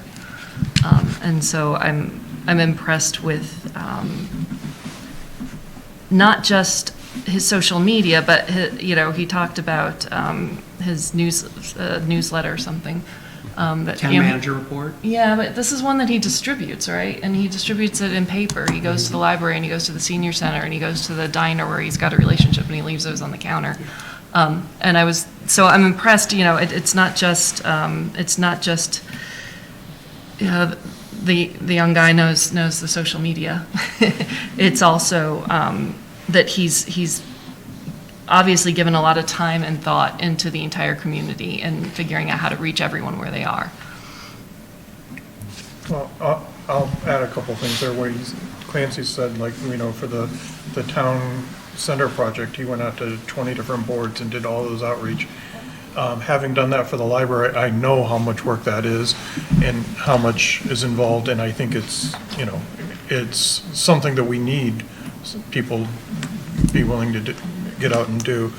I also I agree with Chuck that, Jim is the safe choice. He can definitely do it.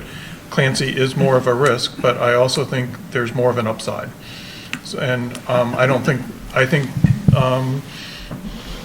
to Gary's point, one of the risks is coming back to where, you were a low man on the totem pole to not the top, right? But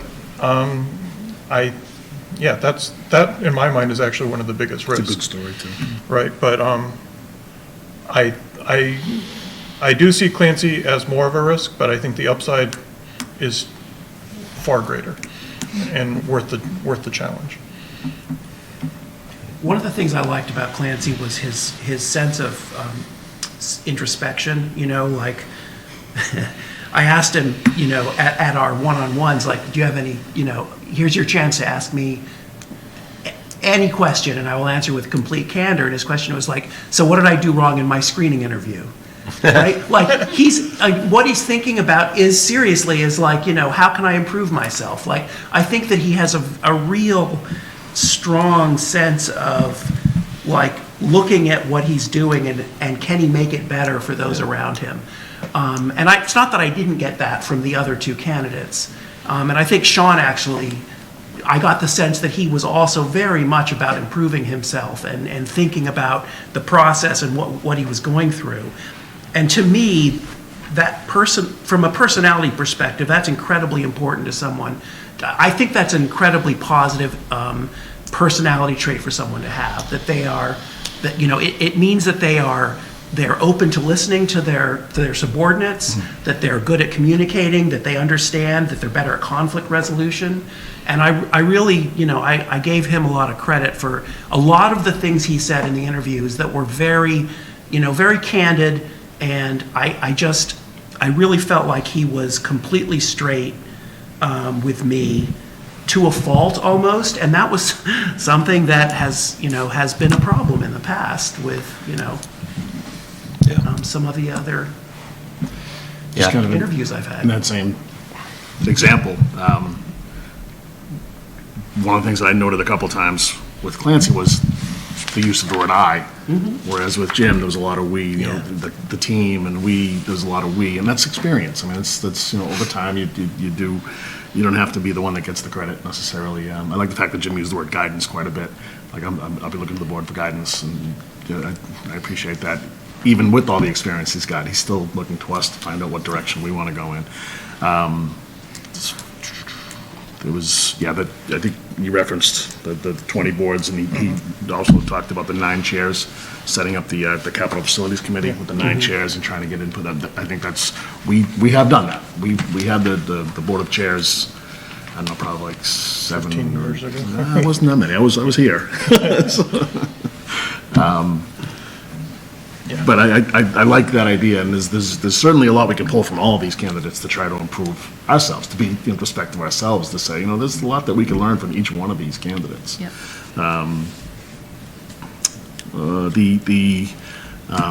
The investment in the schools, I thought was interesting, Jim's perspective on that, and that's, again, experience. He's just been around a long time, and he's seen a lot of superintendents and districts and that kind of thing. I mean, I kind of need to be convinced, if you're leaning In either direction. Clancy. I mean, I think the final two, though I think all three could be successful at varying degrees and work on our board's part to make them successful and put them in that situation. I think, I believe, and I've said it even after my one-on-ones, was I thought that Jim could walk in and just manage the town. He in it, where I thought Clancy was more, it's going to take a little bit of work from us. And not that I don't think he can do it, but he's coming back to a community where a lot of people work with him, and I've gotten feedback of though granted it was, how many years ago? 6 or so, 7 years ago. He's going to have to work through those things, and he's going to definitely need, I think, some of our help, potentially, to hold these, whether it's forums with senior staff or whatever, to help, whatever it is. And I didn't get to really pick his brain on that, but I thought about it later on, that's a concern that I have.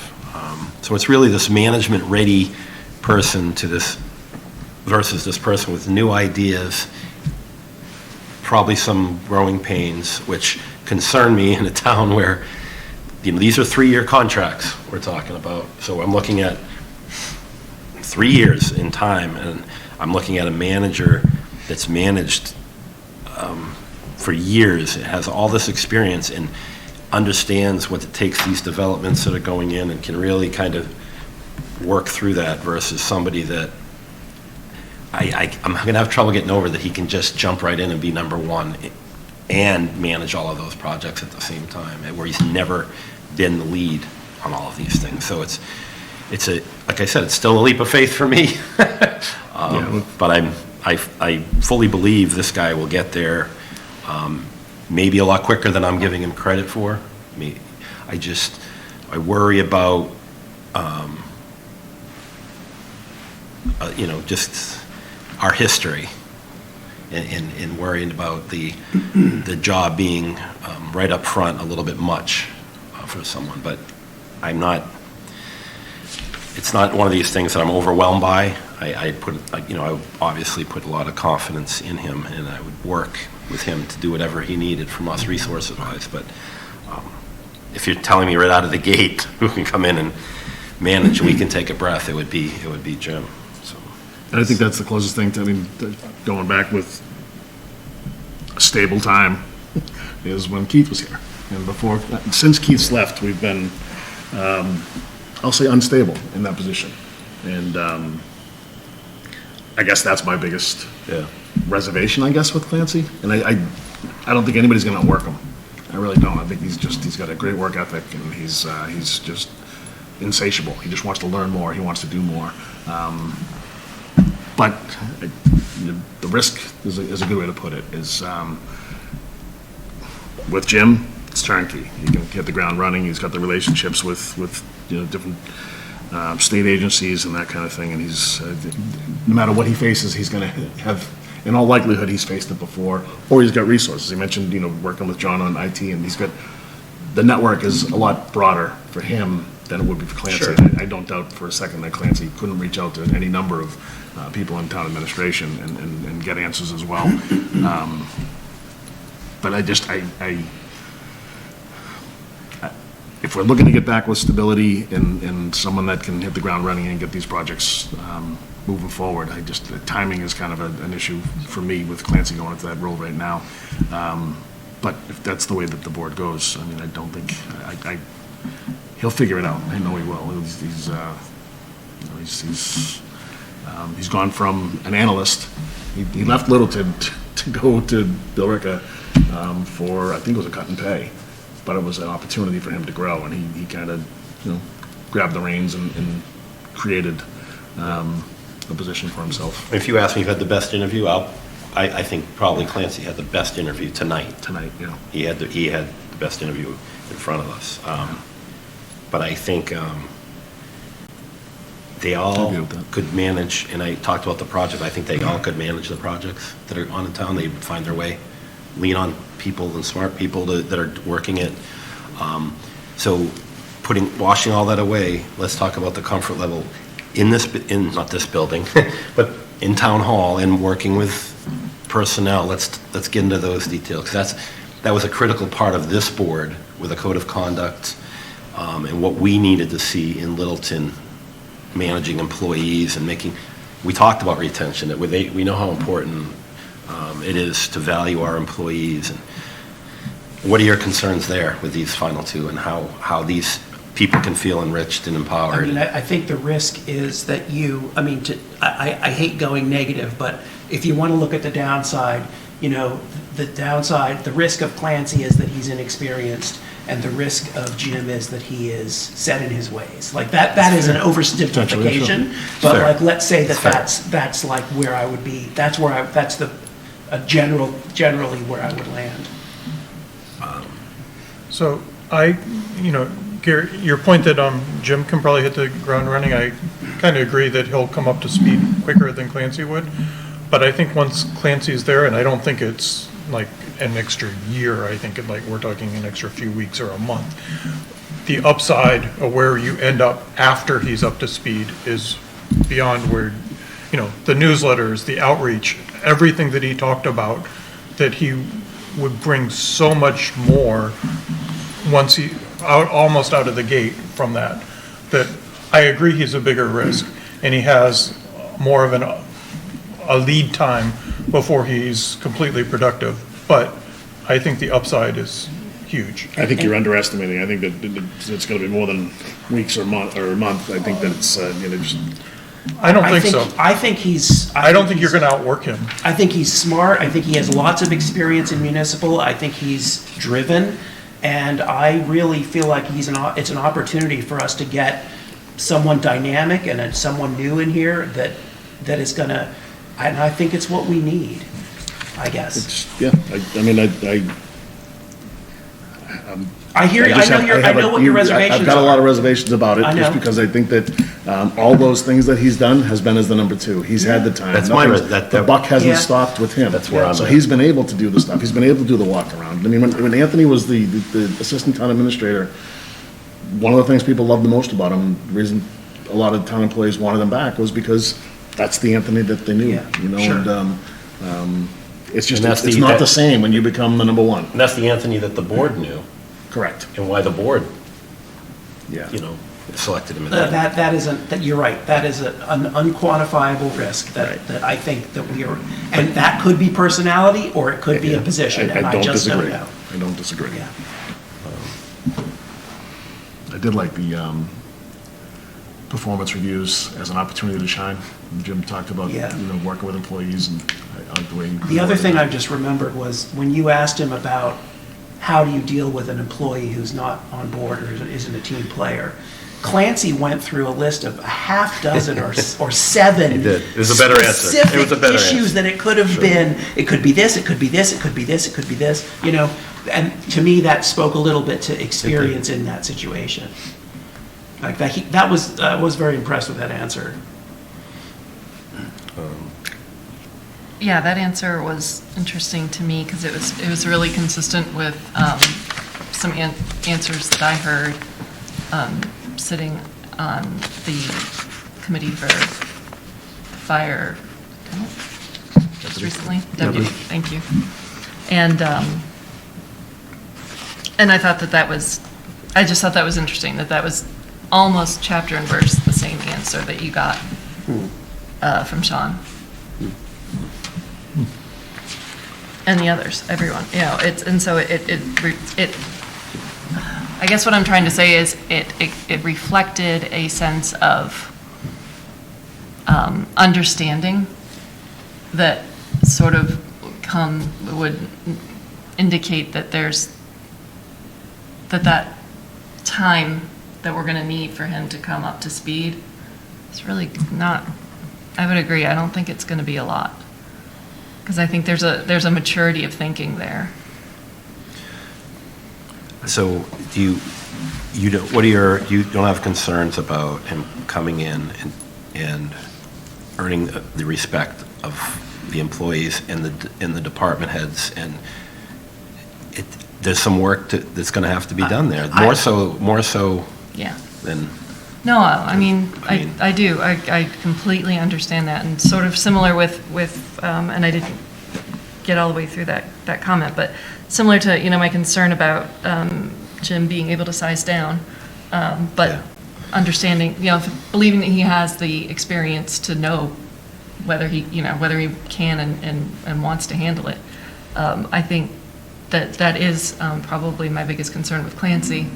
However, I think that he's got the drive and the work ethic and the energy to overcome it.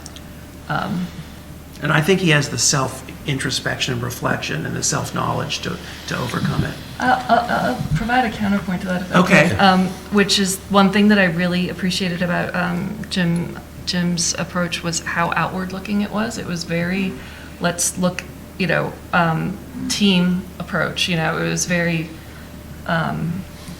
he really, I don't know, it seemed like he was really focusing on getting his arms wrapped around everybody and making sure that everybody was working together in a holistic sense. And I appreciated that. And so I thought that maybe his approach is a little more outward-looking in terms of focusing a lot on providing as a steward more. I felt like there was more of a steward approach to management in that regard that I appreciated. I guess the days of when we think we're going to have the same town administrator for the next 20 years, I think those are gone. Yeah. So I truly, I think talking, in Sean's interview, my one-on-one with him, he brought that point up when we talk about vision and long-term vision. And granted, he had mentioned that this would be it. He's probably got about 10 years left. He's thinking career-wise, and I want to spend it in one place. That resonated with me, but he realizes that a select board, this entire board theoretically in 3 years can be a different board. Yeah. Right. And that might be why the contracts typically are 3 years. But so it's really, he understands that you're looking at 3 years, and that resonated with me. That's why I'm thinking, okay, between right now or January 1st, the next 3 years, I'm looking at what's ahead of us. And that's kind of why I was leaning more towards Jim, because some of these things that are going on in town with the major projects and the construction projects, I feel comfortable with someone that's been there, done that, and has experienced a lot of the things that could happen and managed a group. And not that I don't think Clancy can't do it. Right. As the number one. Right, no, I think that's the as a number underpinning one, for this whole it's- conversation, yeah. right? It's not that the other person can't. Yeah, so I guess it's a just matter what of, spoke to us. yes, where we're looking to go.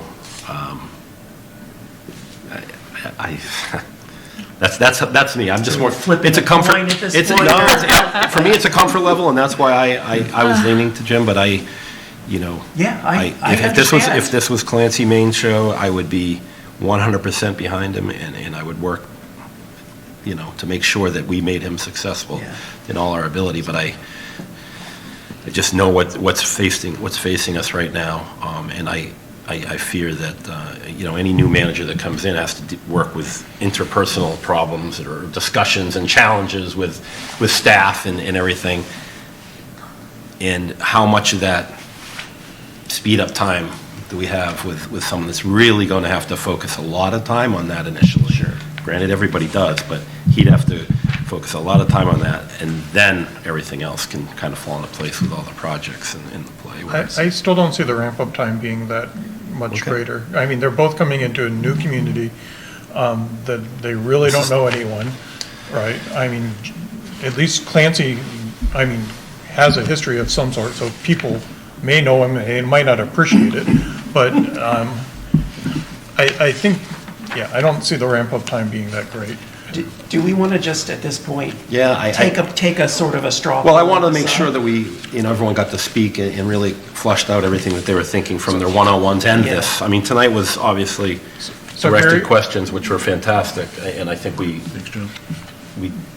got a lot from that. I did get a lot more from that. I think when I've gone back and forth since just looking, and you've got a lot longer history because you went through everything, but from you handing me the resumes of the final three to where I am now, I'm gonna tell you changed 3 times in my brain, you know? Yeah, yeah. Each step of the way, I've had to change where I was at, so. So, yeah. I kind of agree with you on the town administrators probably aren't lasting 10 years anymore, right? But God help us if one doesn't last 6, right? I don't want to be doing this in 3 more years, right? We can't do that. There's no stability to the town if we're not, we need to be planning that we're hiring someone for 6 years at the minimum, You want to right? think that. Yeah, but Play that out. yeah, so in my mind, I think, if we were saying we're hiring someone for 3 months, Jim's the choice. 3 years? No, 3 months. Okay. Jim's the choice. In 6 months, their gap between Jim and Clancy is non-existent or much closer. In 3 years, Clancy's out in front. You In think 6 so? years, he's well in front, yes. That's, I just don't think, I don't think you build that network the way that Jim's got 30 years of experience and he's got that network in place. I mean, the way he answered the finance question, just talking about the budgeting process, and it was just point. Casey mentioned the fact that, well, we don't want to raise the taxes by more than $200 or $300. And again, he's number 2, so he's not as intimately involved with it, but, Jim Clancy's, wasn't always a number 2, wasn't always a number 1. I think Clancy's issue, besides, yes, now being the number 1, not having to deal with that before, but is also how much those interpersonal potential conflicts detract from the projects and all the other things we have going in town. You mean like history? Yeah, and it is what it is. I don't know. I you know, don't see that, I guess I don't see that as a big sticking point. Okay. I think, we have professionals here working at town hall. I would expect them to be professional. I mean, Maybe. just going to the staff at town hall, where there's some people in some pretty good roles that are just newly in those roles. The accounting office, the treasurer's office. Yeah. We got a lot of. Would they benefit more from somebody who has more experience or with the energy? I guess that's another way to look at it. I'm not making a pick there. I'm just saying from an employee's perspective, and John put together the feedback from the employees. Well, just the answer for the budget, the CIP, it was unconscious competence for Jim, whereas with Clancy, he's excited about it and he'll dig into anything and figure it out.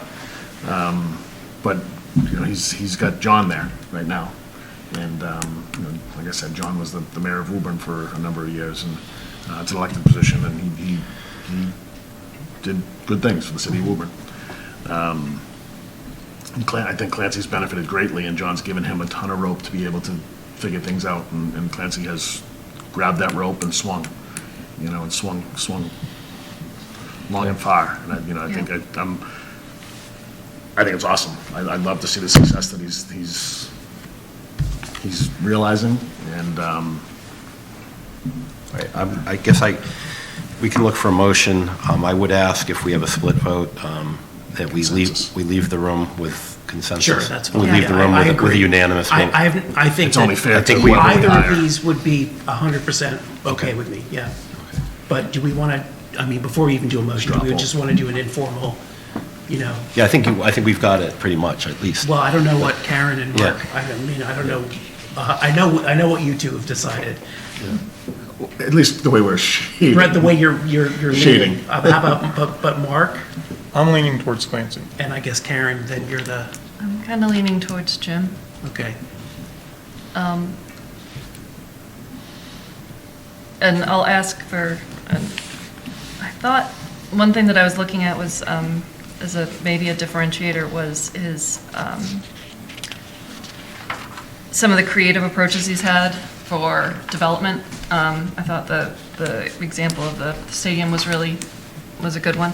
But then I thought that Clancy's talked about that a little bit too, and had some creative ideas. The streetlights, Yeah.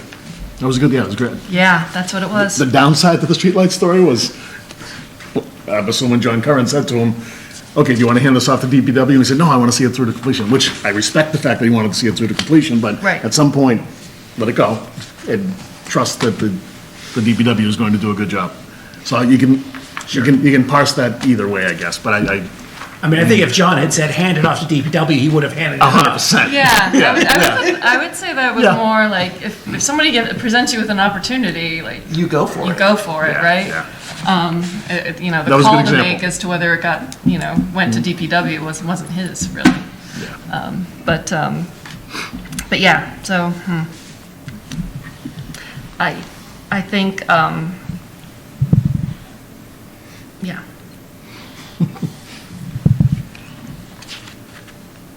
So as I All right, said, so- I'm comfortable voting for whichever is the pleasure of the rest of the board. I don't think that we can go wrong at this point. I agree. I've made my point clear, but I will accede to whatever what the majority is going to decide, so.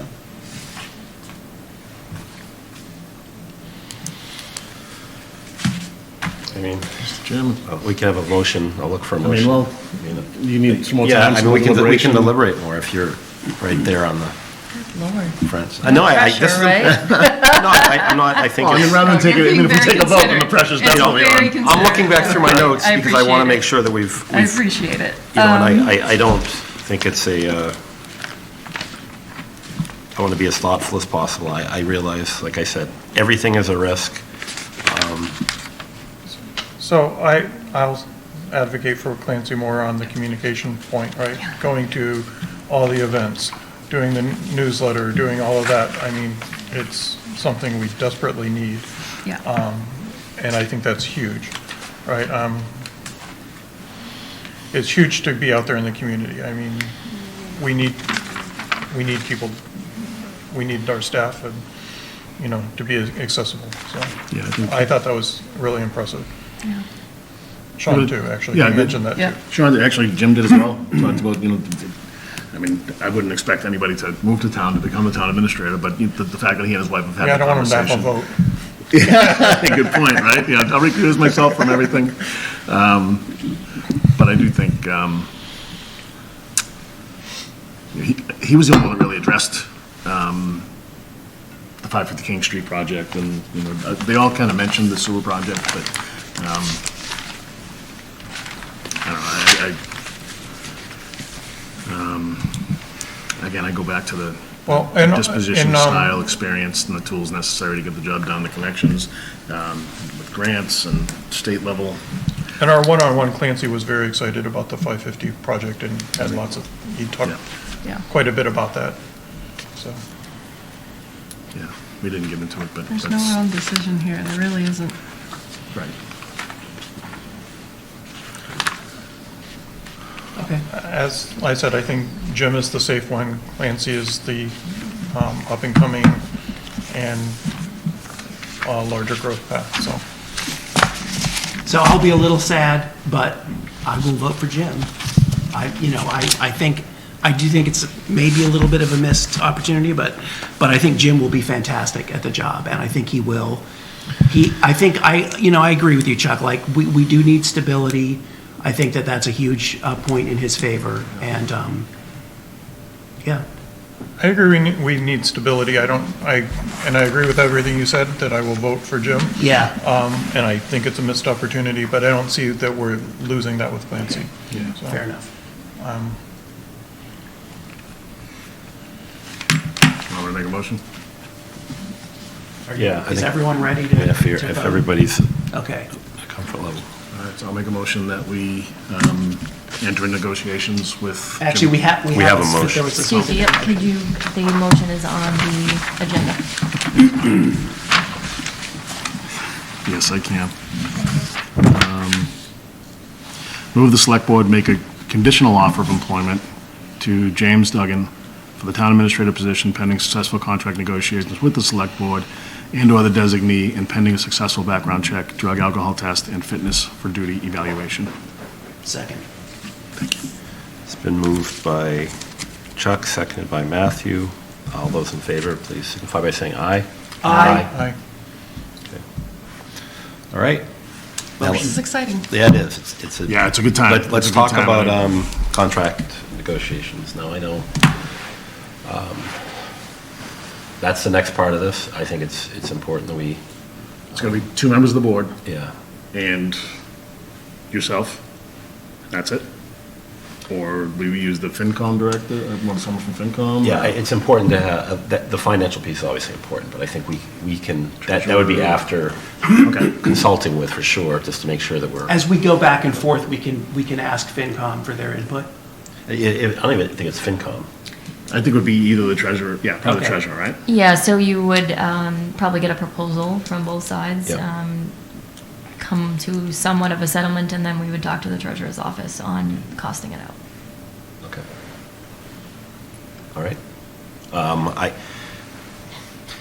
I'm not going to say as chair, I'm comfortable being on that negotiating, because I know how difficult these are. This is like, and I've seen them fail before, and then you're going on to a different candidate or, Oh, so you don't want to say it, so I'll say it as chair. but I'll be, but as chair, I will be on the committee because I think it's important, but I look for somebody, I think your experience on FinCom Yeah. is a benefit as well. certainly, but I know how difficult these things are, so I just want to make sure that, That's what I think you're I'm most happy suited. Everybody's to, I'm represented. happy to abstain from this one. I'll go. okay. Okay, good, thanks, Karen. So Karen and I will enter the negotiations with you, Michelle, and see what we can See how quickly you can get them done. come up with. Everybody good? John, I truly appreciate you coming in. I know and we talked, it's not the standard way that we would typically have you on a lot earlier in the process. But I think- Congratulations to the board. Thank you. Very healthy discussion tonight, and, Thank you. congratulations on your choice, Thank you. going forward, so wish you the best. I live in the area, so I'm in Littleton, regularly, so. Thank you. Thanks, John. Yeah, very much appreciated. Yeah. All right, motion to adjourn? Second. All right, moved by Matthew, second by Mark. All those in favor, please say aye. Aye. It's a good day, Littleton. Yes, thank you, and good night, Thank you. Littleton. Peace out. John, thanks.